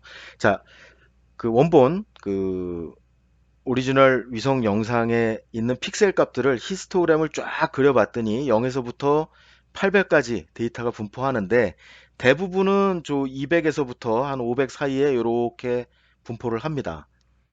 만약에 우리가 제일 어두운 이 영상에서 제일 작은 값을 화면상에서도 제일 어둡게 표시하고 이 제일 밝은 값을 화면상에서 255 가장 밝은 값으로 표시하는 그런 방식을 쓴다면 여기 얼마 있지도 않은 이런 픽셀 값들을 위해서 우리의 소중한 256단계의 밝기 중에 절반 이상을 이 얼마 있지도 않은 픽셀들한테 할당하는 거잖아요. 그럼 이 대부분의 피처들이 있는 요 픽셀 값의 범위를 어, 덜 자세하게 보게 되는 거죠. 그래서 리니어 2% 스트레치다. 그러면 이쪽 전체를 100%로 봤을 때 제일 밝은 거 2% 버려. 제일 어두운 거 2% 버려. 그리고 그 2% 되는 선 여기, 98% 되는 선 여기까지를 하고 요 안에 있는 데이터만 보는 거죠. 그래서 지금 여기 보시면 한 260 정도가 영상값 260 정도가 화면상에서는 블랙으로, 영상값 한 550 정도가 화면상에서는 화이트로, 이거보다 더 밝으면 화이트, 이거보다 더 어두우면 블랙, 이렇게 표시되게 하는 거. 이게 리니어 n% 스트레치입니다. 보시면 리니어 1%, 제일 밝고 어두운 거 1%씩 버리고 나머지만 밝기 할당을 해서 저렇게 보여준다. 리니어 2%, 리니어 5%.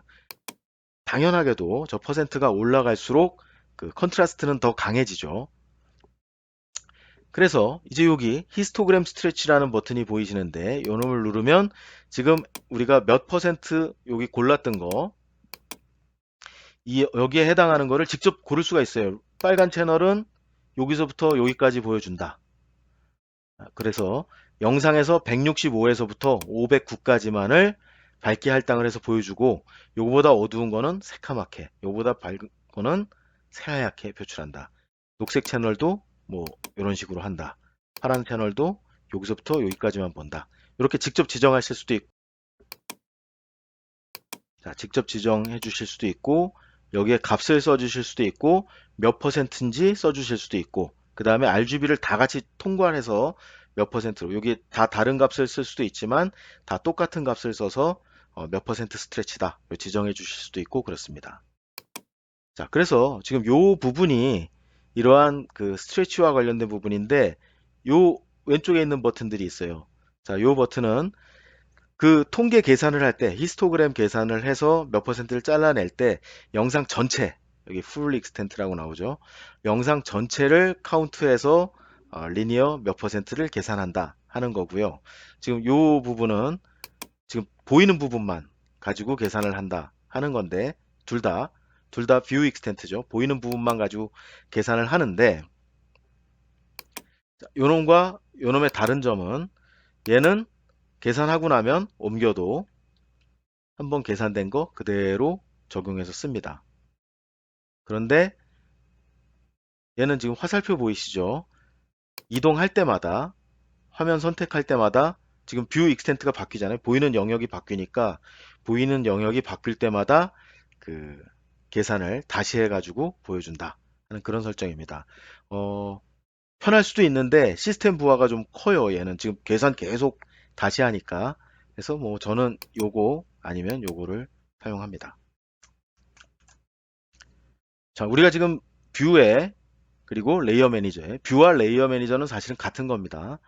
어, 레이어 매니저의 뷰에 영상만 올렸잖아요. 여기에 또 올릴 수 있는 게 벡터 데이터도 있죠. 그래서 대표적인 것이 그 ESRI S34의 쉐이프 포맷이니까 한번 열어보죠. 파일, 오픈. 여기에도 역시 연습해보라고 있는 큐비볼더 MSI의 벡터 파일이 있습니다. 열기.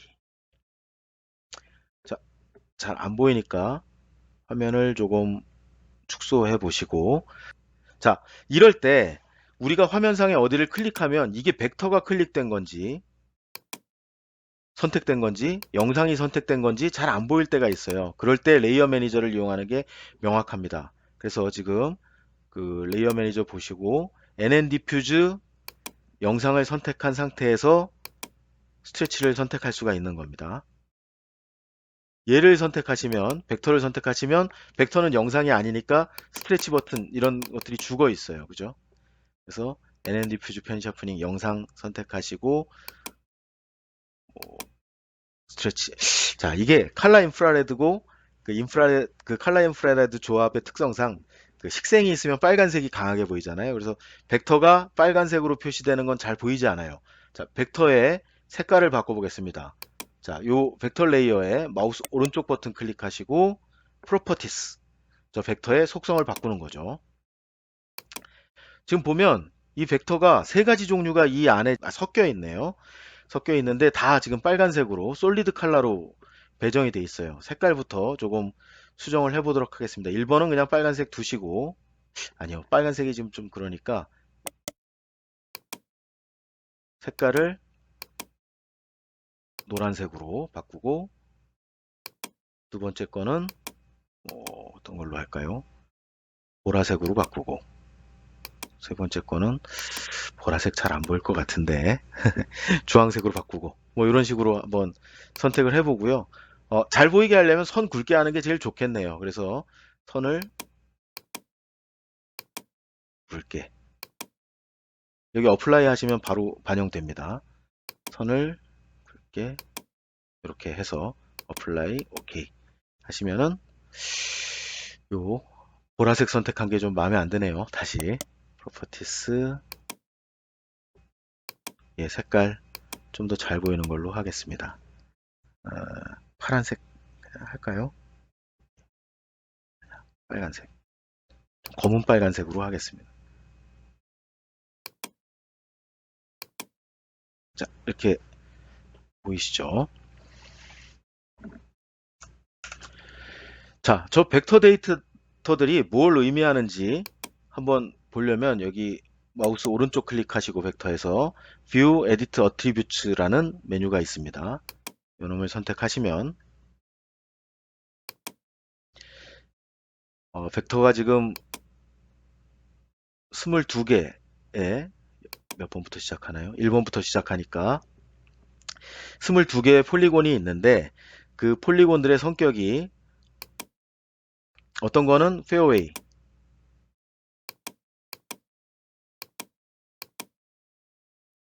자 1번 선택해 봤더니 지금 이 부분 색깔이 바뀌어져 얘가 선택됐다는 겁니다.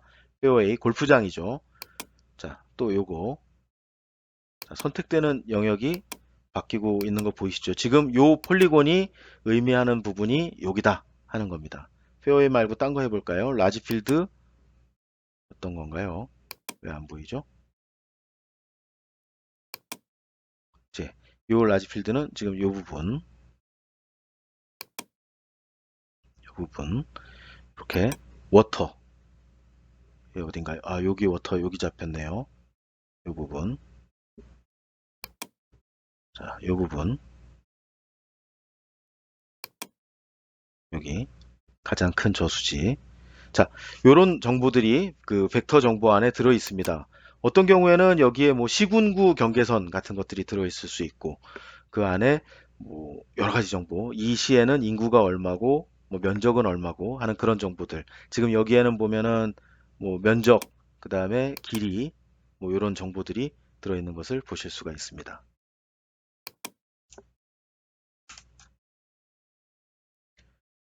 어, 벡터 정보는 MB가 다루는 공간 정보 중에 레스터 정보와 벡터 정보 이 두 가지가 다 중요하고, MB에서 벡터를 이렇게 올려서 보는 것도 있지만 MB에서 영상을 분석해서 분류하거나 뭐 영상에서 어떤 추출된 결과들을 다른 포맷으로 저장할 때 벡터로 저장하는 경우가 상당히 많습니다. 그래서 분류 결과라든가 이런 부분 벡터로 송출하는 경우가 많이 있어요. 그래서 벡터 MB에서 이런 식으로 다룬다 하는 것만 보시고, 지금은 이제 벡터는 레이어에서 제거하도록 하겠습니다.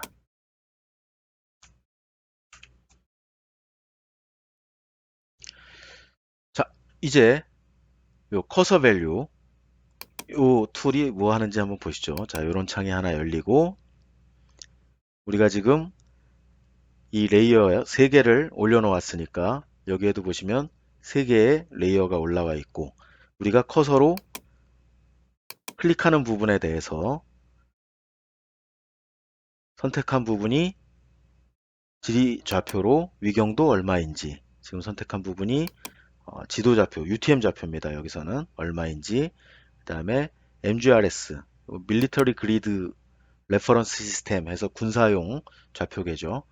얼마인지 지금 좌표들이 나오고 투영법 그리고 맨 위에 올라와 있는 큐비볼더 펜샤프트 NN 디퓨즈 요 이미지의 픽셀 좌표로는 1465, 952 이 픽셀 좌표 그 다음에 그 지금 보고 있는 데이터의 영상의 원래 값, 화면에 표출된 값 말고 영상이 어떤 값을 가지고 있다 하는 것들을 여기 이렇게 보여줍니다. 그래서 지금 이 위치에 픽셀 값을 읽을 때 저 커서 밸류를 이용하시고요.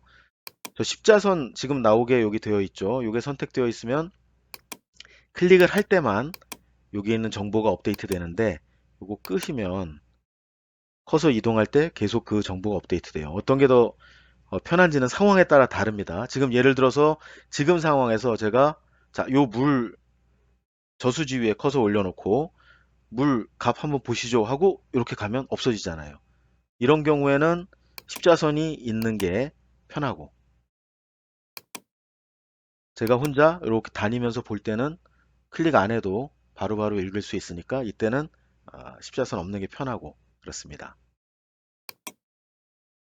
자, 요 아래 왼쪽 아래를 지금 보실까요? 마우스가 그쪽으로 가면 지금 사라져가지고 왼쪽 아래를 보시면 경위도 좌표가 여기도 지금 보이고 있네요. 지금 우리 커서가 있는 부분에 좌표가 나와 있고 가운데 맨 아래에 가운데를 보시면은 지금 투영법 이 영상은 UTM 존 13 노스로 투영되어 있습니다. 이렇게 나오고 밑에 보시면은 요 영역 보시면은 그 스테이터스 바라고 하는데 자 하나 가운데 하나 오른쪽에 하나 이렇게 세 개. 여기는 그 진척도를 나타내는 프로그레스 바가 있는 곳이라고 말씀드렸죠. 이렇게 세 개가 나와 있습니다. 여기에 뭔가가 있는데 저기에 표출되는 저 내용들은 지금은 여기 보시다시피 좌표, 그 다음에 투영법. 저 오른쪽 세 번째 거는 뭐가 들어있을까요? 저기에 어떤 걸 표출하는지는 그것도 역시 여기에 그 파일의 프레퍼런스를 보면은 여기에 설정이 되어 있습니다. 그래서 디스플레이 제너럴 보시면은요. 스테이터스 바의 왼쪽, 가운데, 오른쪽에는 어떤 걸 표시한다 하는 것을 여기서 지정하실 수가 있죠. 자, 그래서 여기 좌표를 표시한다. 가운데는 프로젝션을 표시한다. 오른쪽은 자, Security Banner라는 거는 그 NITIF 영상 포맷이라는 게 있어요. 그래서 국방이나 어떤 그 정보 관련된 그 표준 포맷인데 그 포맷에는 아무래도 국방 쪽 영상을 다루다 보니까 이 영상은 뭐 톱 시크릿이다. 아니면 컨피덴셜이다. 아니면 언클래시파이드다. 이런 그 필드가 있어요. 그래서 그 부분이 톱 시크릿이다. 그러면 지금 자, 시큐리티 배너라고 했으니까 이쪽에 자, 이 영상 톱 시크릿이니까 이 자리에서 떠날 때 조심해 하는 그런 의미의 경고 같은 것들이 저기에 보이게 됩니다. 우리가 일반적으로 뭐 다룰 일은 많지는 않겠지만 자, 그런 내용이 들어가고요. 자, 여기서 바꿔주실 수도 있어요. 저 오른쪽은 여기서 뭐로 해볼까요? 뭐 밀리터리 그리드 레퍼런스 시스템 MGRS 좌표로 표시하겠다. 이렇게 설정을 하시면 자, 지금 오른쪽 아래 여기 보시면 MGRS 좌표가 나오고 있죠. 자, 저 프레퍼런스를 하실 수도 있지만 그때그때 바꾸고 싶으면 해당 부분 마우스 오른쪽 클릭하시고 바꾸실 수 있어요. 좌표가. 자, 여기는 가운데를 지금 10진 표기 뭐 39.991도 이런 식으로 표시하는 10진 표기를 하는 경위도 좌표 체계, 왼쪽은 도분초로 되어 있는 경위도 좌표 체계 이렇게 표출을 하거나 뭐 원하시는 거 중에 뭐 몇 가지 선택해서 쓰실 수가 있습니다. 픽셀 코디네이트로 사용을 하시거나. 예. 자, 좌표 얘기가 이제 나왔으니까 여기 고투 요 도구를 한번 이용해 보도록 하겠습니다. 위경도를 입력해 주셔도 되고요. 예를 들면 40.0027 콤마 마이너스 105도 105.00 2095. 자, 위도 40도, 경도 서경 마이너스 붙었으니까요. 105도. 저 위치 해보시면 바로 그쪽으로 이동을 하죠. 자, 여기 무슨 아까 중학교라고 확인되었었습니다.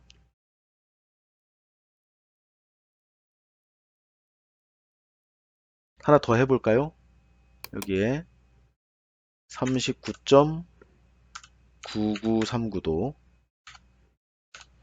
마이너스 105.286도 해서 go 해보시면은 자, 또 여기가 나오는데 여기도 무슨 중학교라고 하네요.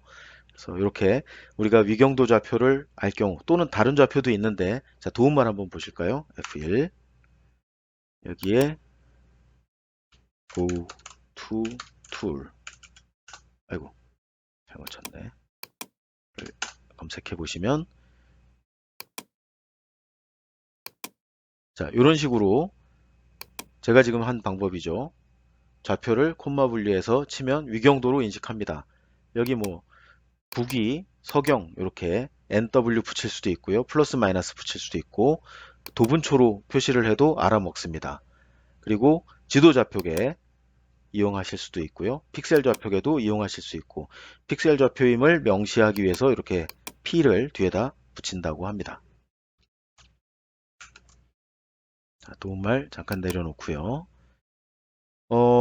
이렇게 한번 좌표를 검색하면 여기 등록이 돼요. 그래서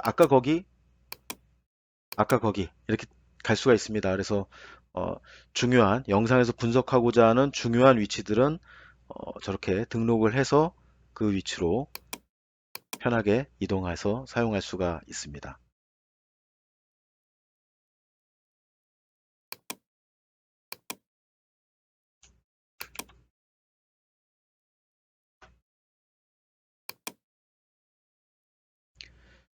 어, 지금 요거 인슈레이션 측량 이건 뭐 그 모양 그대로 요 두 지점 간에 연결을 하면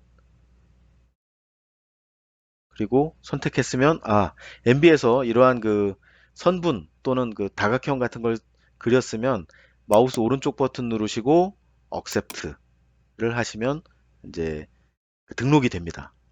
자, 그래서 보시면 지금 우리가 측정한 요 부분이 거리로는 1927m, 그 다음에 그 각도로는 그 북쪽 기준으로 59도가 된다 하는 그런 그 측정을 한 상태입니다. 다른 측정도 하나 해보죠. 그냥 아무데나. 자, 여기서 여기.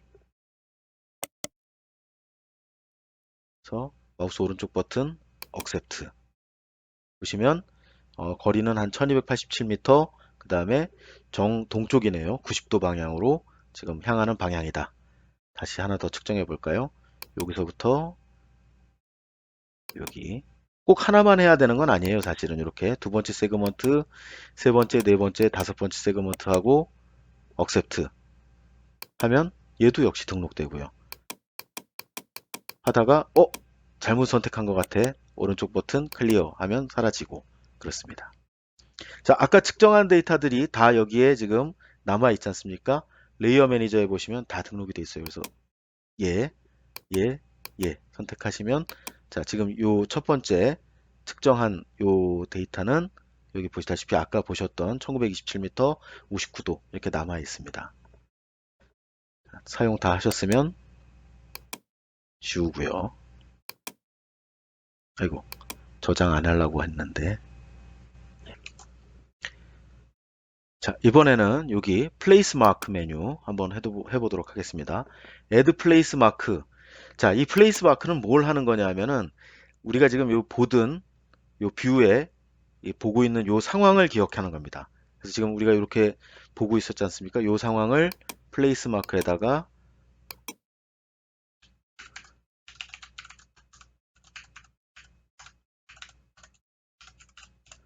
자, 해서 저수지의 북서쪽이다. 이런 식으로 우리가 알아볼 수, 어떤 특정한 이름이 있는 게 아니라 우리만 알아볼 수 있는 이름으로 우리가 알아보면 되는 거니까 기록을 해 두시고요. 또 뭐 어떤 작업을 하다가 이 부분 나중에 다시 한번 잘 봐야 되겠어. 자, 배율도 요 정도 크기로 해서 요 교차로 다시 봐야 되겠어 하면 add place mark에서 이런 식으로 또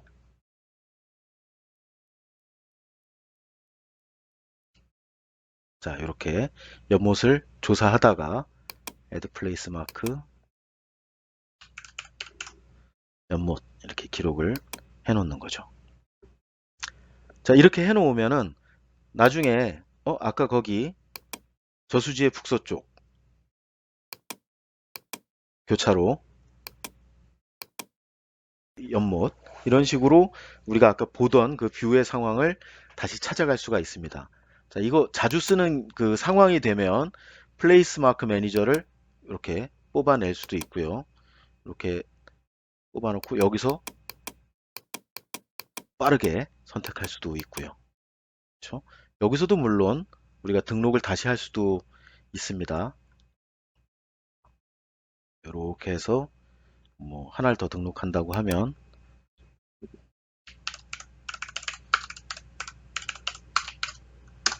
자, 이렇게 여기서도 등록도 가능하고 싹 지우는 것도 가능하고요. 예,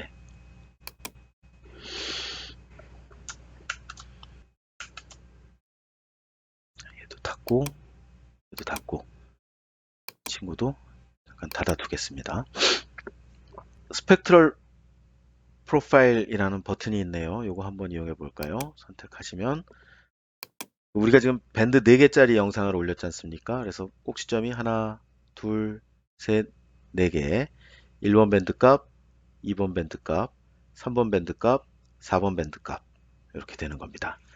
그래서 지금 여기 오른쪽 보시면 가로축 보시면 파장 그래서 이제 1, 2, 3, 4번 밴드의 그 파장 나노메터 값으로 지금 표시가 되고 있고요.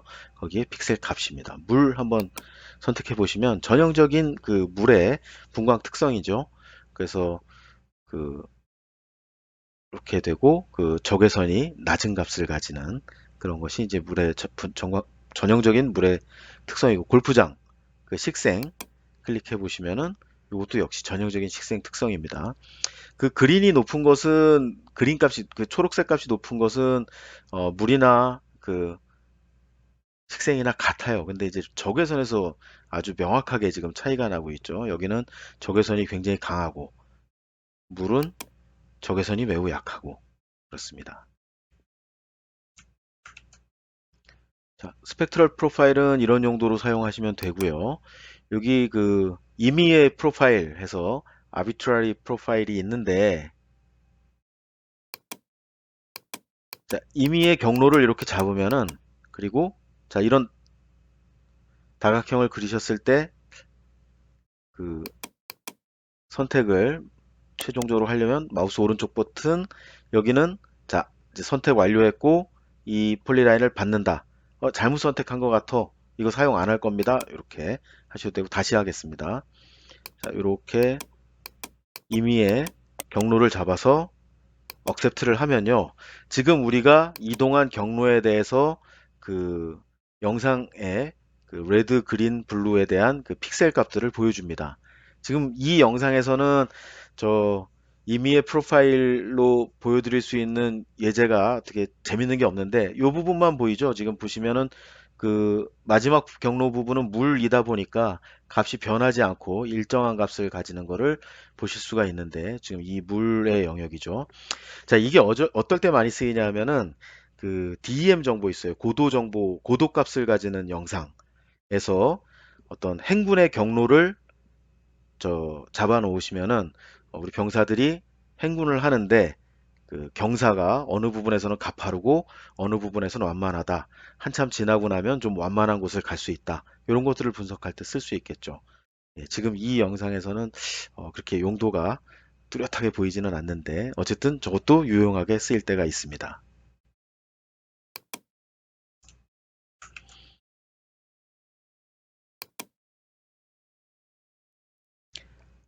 여기 지금 스캐터 플롯이 있는데 이것도 많이 사용되거든요. 스캐터 플롯 보시면 자, 요런 창이 하나 열리는데 지금 가로축, 세로축이 밴드 번호예요. 그래서 지금 가로축은 4번 밴드를 선택했고 3번 밴드를 선택할 수도 있고 2번 밴드, 1번 밴드 선택할 수 있습니다.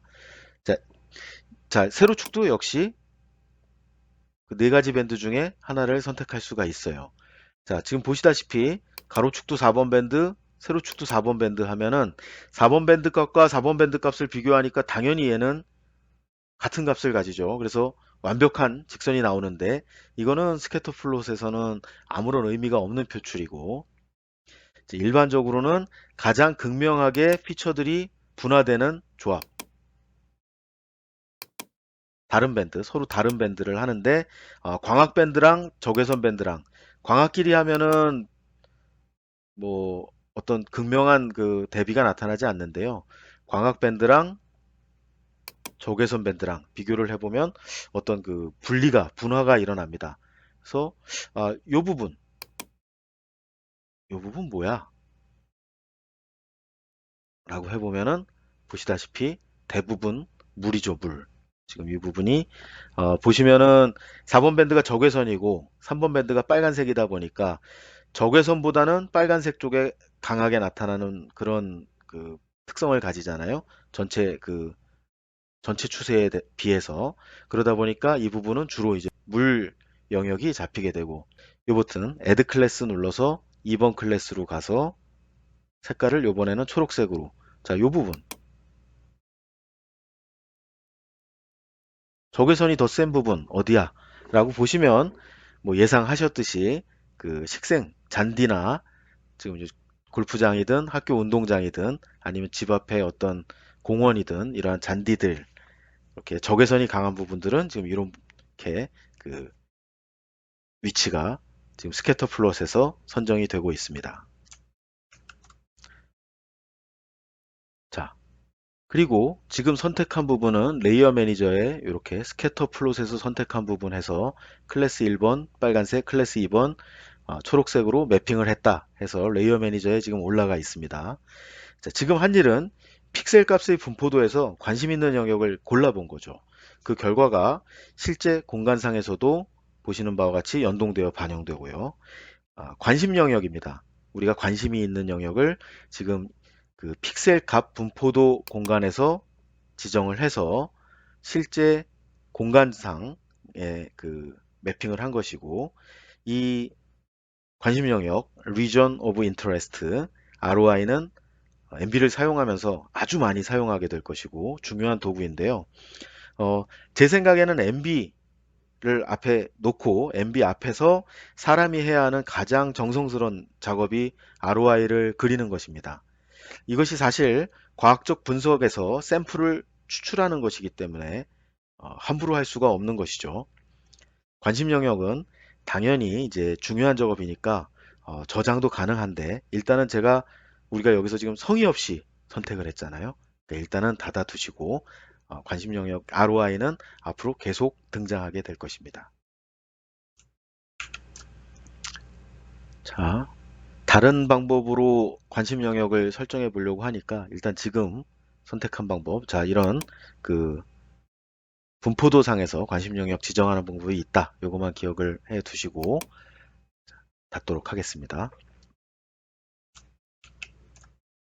자, 조금 전에는 픽셀 값 분포도 공간에서 관심 영역을 찾았고요. 이번에는 반대로 영상에서 직접 관심 영역을 지정해 보려고 합니다. 여기에 ROI 툴, 매우 중요한 그 버튼입니다. ROI 툴이 바로 우리가 하고자 하는 그것입니다. 자, 새 ROI를 하나 선택하시고 이름을 워터라고 하시고 색깔도 뭐 이것이 과학적인 어떤 결과에 영향을 주는 것은 아닌데 색깔이 우리 눈에 보기에 편해야 되니까 파란색으로 이렇게 배정을 해 보겠습니다.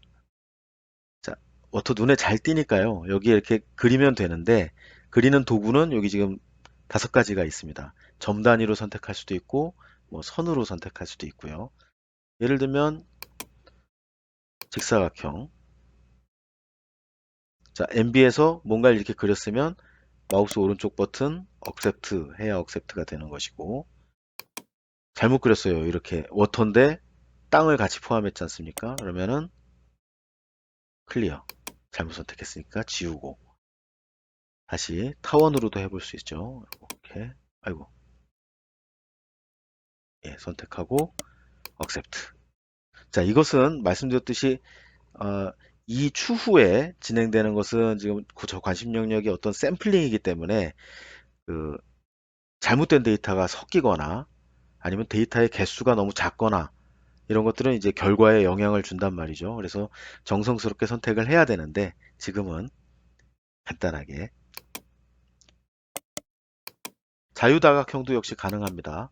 그래서 이렇게 클릭 쭉 하셔서 마지막에 Accept 하면은 다각형이 되고,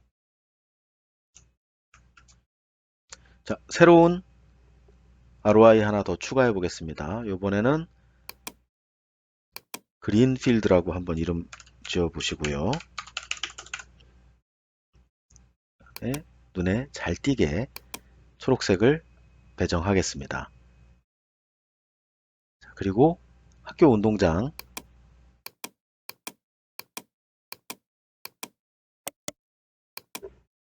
있고 여기 골프장도 있죠.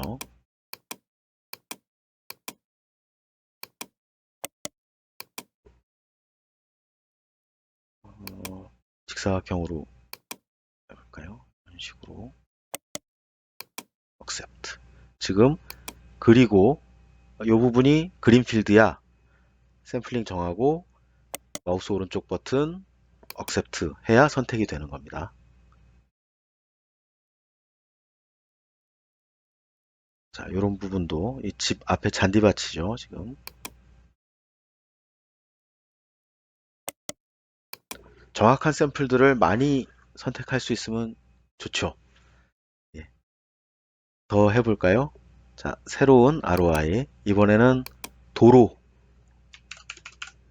찾아보겠습니다. 색깔은 보라색 정도로 해서 그려보죠. 자, 도로는 좁으니까 꽤 확대를 해야 선택을 하는데 지장이 없을 거예요. 그래도 지금 픽셀 수에서는 다른 그 샘플에 비해서 매우 적을 수밖에 없습니다.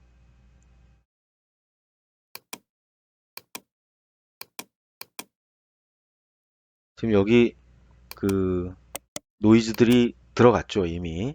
예, 나중에는 그 실제 작업에서는 이러시면 안 되고,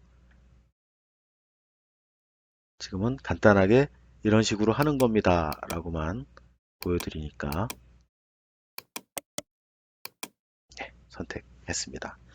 하나 더 해볼까요? 새 영역 선택하시고 large field, 그 다음에 색깔을 어떤 걸로 할까요? 주황색 정도 배정해 볼까요?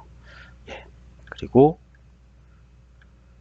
여기 large field,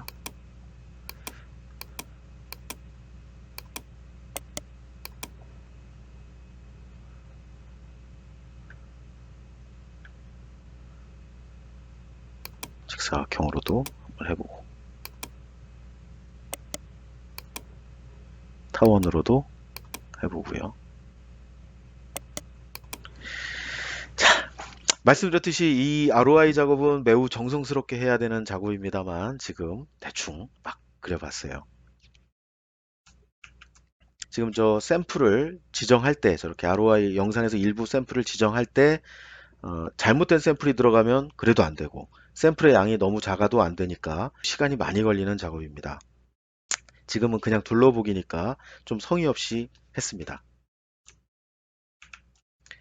ROI를 이용해서 하는 일이 여러 가지가 있는데 우리가 그 분광 특성을 대표하는 샘플들을 잘 찾았는지 ROI의 그 통계 기능을 이용해서 한번 보도록 하겠습니다. 레이어 매니저 쪽에 가보시면 지금 우리가 선택한 ROI 여기 나와 있지 않습니까? 요 ROI를 마우스 오른쪽 버튼으로 클릭하고, 자, 여기 통계 클릭하시면, 자, 이런 식으로 그 통계, 그 우리가 ROI로 선택한 영역의 그 평균적인 분광 특성을 보여주고 있습니다. 그래서 지금 우리가 파란색으로 선택한 부분은 물이지 않습니까?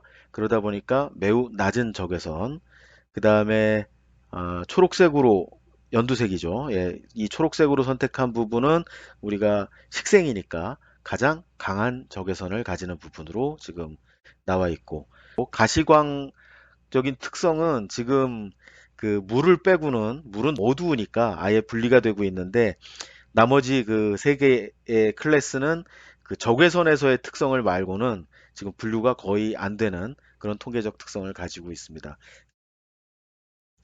지금 그 픽셀의 카운트, 여러 가지 통계 히스토그램도 있고 하지만 그 픽셀의 카운트만 놓고 보면 지금 워터는 우리가 그 46만 개의 샘플을 지금 골랐고, 그린필드는 2만 3천 개, 로드는 아까 좁은 영역을 측정하다 보니까 1036개 그 샘플링을 했고요. 샘플링 더 해야 됩니다. 나중에 실전이면. 라지필드는 20만 개 이렇게 찾았어요. 자, 이런 식으로 우리가 ROI를 지정해서 그 ROI에 해당하는 부분들의 통계적인 특성을 살펴볼 수도 있고요. ROI가 가장 많이 사용되는 부분이 이제 영상 분류하는 작업인데, 여기 툴박스에 보시면요. 클래시피케이션에 슈퍼바이즈드 클래시피케이션 해서 감독 분류, 우리가 샘플을 골라서 컴퓨터한테 줄 테니 컴퓨터가 알고리즘에 의해서 그 샘플들과 가장 유사한 특성을 가지는 그러한 나머지 영역들을 찾아내라. 이게 이제 슈퍼바이즈드 클래시피케이션이잖아요. 일반적으로 많이 쓰이는 맥시멈 라이클리후드 클래시피케이션을 한번 해보도록 하겠습니다. 자, 여기 있는 거 나중에 필요에 따라서 사용하시면 되는데, 서포트 팩터 머신 같은 게 성능은 좋던데 계산 시간이 많이 걸려서 그냥 맥시멈 라이클리후드 해보도록 하겠습니다.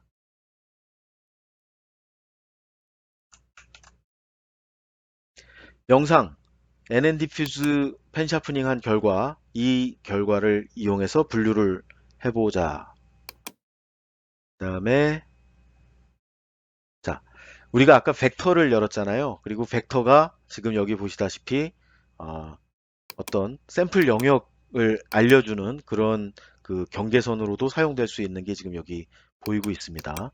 근데 우리가 이제 지금 ROI 고른 걸 이용해서 할 거기 때문에 라지 필드에서부터 워터까지 Shift 버튼 누르고 클릭하시면 이렇게 일괄 선택이 가능하고, 컨트롤 버튼 누르면 복수 선택이 가능하고, 어느 쪽을 사용하셔도 좋습니다. 이렇게 네 개를 샘플 네 가지의 ROI를 입력 자료로 이용해서 분류를 하겠다 하는 그런 거고요. 자, 이제 분류 결과는 또 파일로 출력될 거니까 이름은 정성스럽게,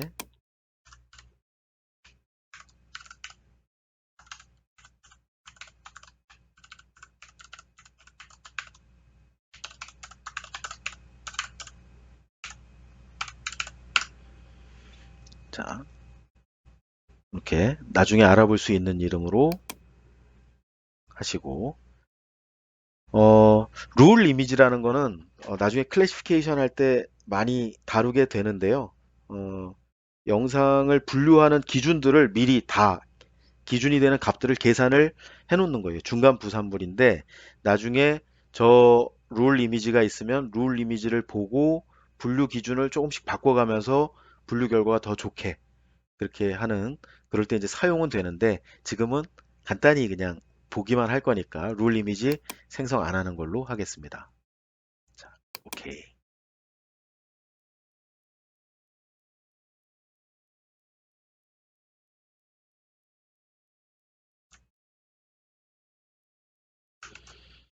자, 분류 결과가 나왔습니다.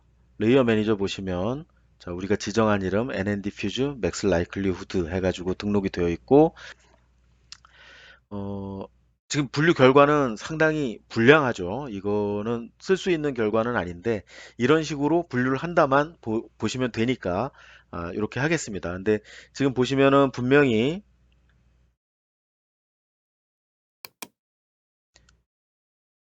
요 부분, 폰드, 연못이거든요, 여기가. 그런데 지금 보면 도로로 분류됐어요. 워낙 어둡다 보니까, 어두운 값은 도로인가 보다 해가지고 지금 도로로 분류된 면도 있고, 지금 물들이 다 이 큰 저수지 말고는 여기도 지금 물인데요. 이런 부분들, 그 다음에 골프장에도 지금 물이 있는데 다 지금 도로로 분류가 되어 버렸어요. 뭐 그런 것도 있고, 지금 도로도 어느 정도는 찾았죠, 보시면은. 그런데 이제 그 결과가 우리 마음에 들지는 않습니다. 뭐 우리가 시도해 볼 수 있는 더 좋은 방법은 많이 있지만, 어쨌든 우리가 지금 툴박스에서 클래시피케이션을 한번 해봤다는데 의의를 가지고 다음으로 넘어가도록 하겠습니다. 분류기법을 다른 것을 사용하면 더 좋은 결과가 나올 수 있습니다. 지금 물과 도로도 잘 구분이 안 되는 수준이니까 이 결과는 사용할 수는 없는데, 어쨌든 자, 결과가 나왔을 때 우리가 배웠으니까 지금 포털을 이용하면, 자, 분류가 잘 되었는지 팔짱 끼고 볼 수 있는 그런 기능도 우리가 이제 알고 있는 거죠. 지금은 이 분류 결과는 제거하도록 하겠습니다.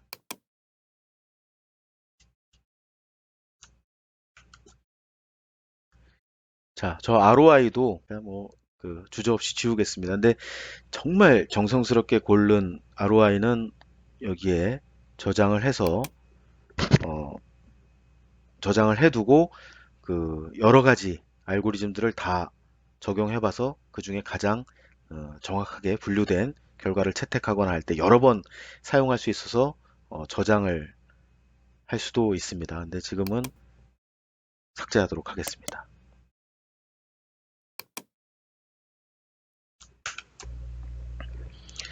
자, 여기 Shift to PowerPoint라는 버튼이 있습니다. 그냥 눌러보는 겁니다. 큰일 안 나요. 자, 새로운 프리젠테이션에 제가 지금 뭐 열어놓은 파일이 없으니까 새로운 프리젠테이션에다가 템플릿 이름이 여러 개가 있는데 그 중에 풀스크린 43이라는 템플릿으로 보낼 겁니다. 보내는데 지금 우리가 그 뷰가 여기서부터 여기까지인데요. 4대3으로 우리가 여기서 지금 템플릿을 지정하다 보니까 여기서부터 여기까지 나갈 거다 하는 그런 의미예요. 확대를 좀 해보면 지금 전체 뷰는 여기서부터 여기까지지만 4대3이다 보니까 여기서부터 여기까지 나갈 거다. 우리가 물론 조정할 수 있어요. 4대3에 맞춰가지고 가운데는 지금 이동할 수 있는 점이 있죠. 자, 요 부분을 송출하겠다 하면 칩 하시면 됩니다. 그러면 파워포인트가 지금 파워포인트로 나갔죠. 그 4대3 템플릿이라는 게 지금 이런 모양이에요. 그래서 영상이 있고, 자, 지금 지도상에서 여기에 위치하고 있고, 자, 좌표 이렇고, MB 로고 들어가고, 타이틀은 뭐 우리가 이제 입력해 줄 수 있겠죠.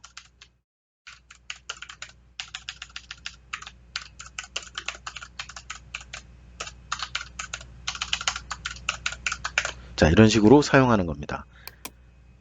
하나 더 해볼까요?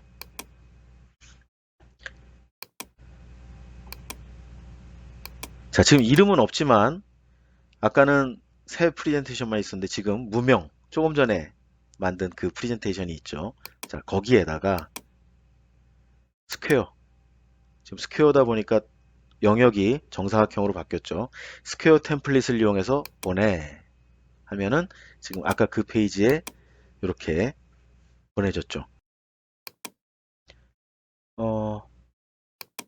이 템플릿은 이렇게 제공된 걸 사용하셔도 되고 새로 만들 수도 있습니다. 새로 만드는 방법은 다른 챕터에서 소개해 드릴게요. 그리고 일반적으로는 저 있는 것들을 수정해서 사용을 하죠. 그래서 이 부분에는 영상이 들어가는 영역이고 여기에는 지도 좌표가 그 지도상에 어디 위치가 있는지 그 아이콘이 들어가는 거죠. 그 레퍼런스 맵이 들어가죠. 예, 그런데 요거를 뭐 다른 걸로 대체하실 수도 있고 여기에 경위도를 넣겠다.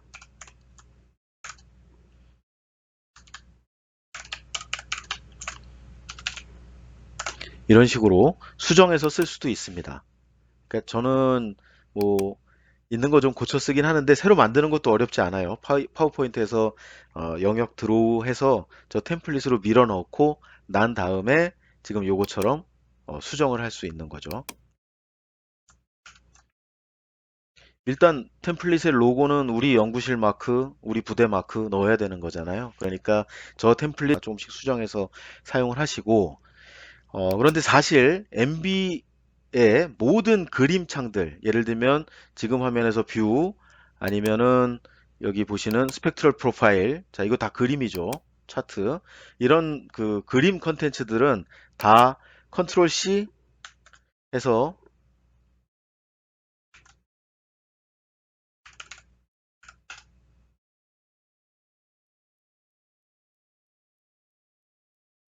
자, 여기 워드죠. 컨트롤 V, 컨트롤 C,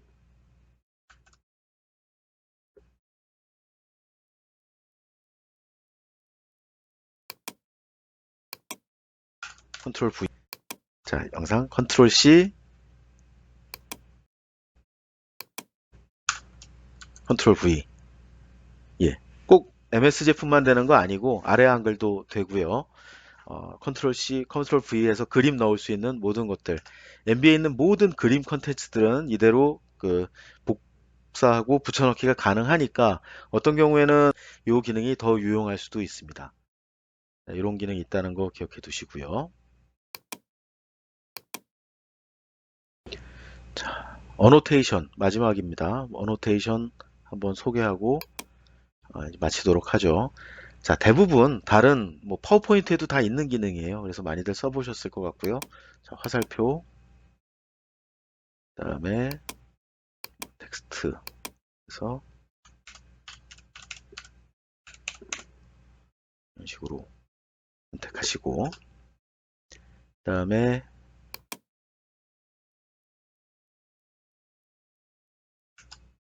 아이고. 자, 이 영상 위에서도 저 어노테이션 바로 선택할 수는 있습니다만 지금 선택이 잘 안 되는 경우에는 여기 지금 그 레이어 매니저에도 같은 컨텐츠가 올라가 있거든요. 그래서 텍스트 선택해서 이동하실 수 있고 에로우 선택해서 이동 가능하고요. 어, 자, 이런 식으로 변경도 가능하고 요 프로퍼티는 어, 레이어 매니저에서 프로퍼티 이렇게 해서 수정할 수도 있지만 지금 MB 5.6, 5.5에서부터는 오른쪽 아래쪽에 선택된 부분의 프로퍼티가 기본적으로 보이기 때문에 여기에서 선 두께, 뭐 색상 등등 설정이 가능합니다. 다른 부분들은 다 뭐 어떤 뭐 파워포인트에도 다 있는 기능이에요. 그래서 MB에만 특화된 기능이라고 할 수 있는 이미지 매그니파이어. 자, 이 부분 확대해서 이런 식으로 보여주는 거 필요하죠. 그다음에 어노테이션에 지도 데이터니까 그리드 라인스 해가지고 지도 그 좌표하고 그리드 나오고 여기는 지금 설정해 줄 게 사실은 많죠.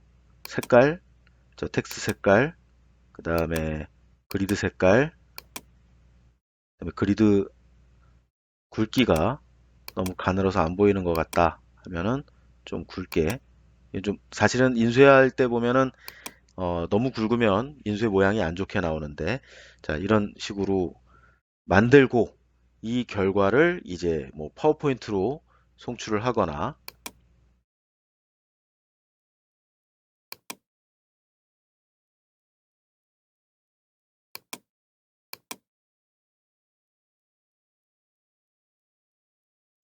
아니면 이 결과를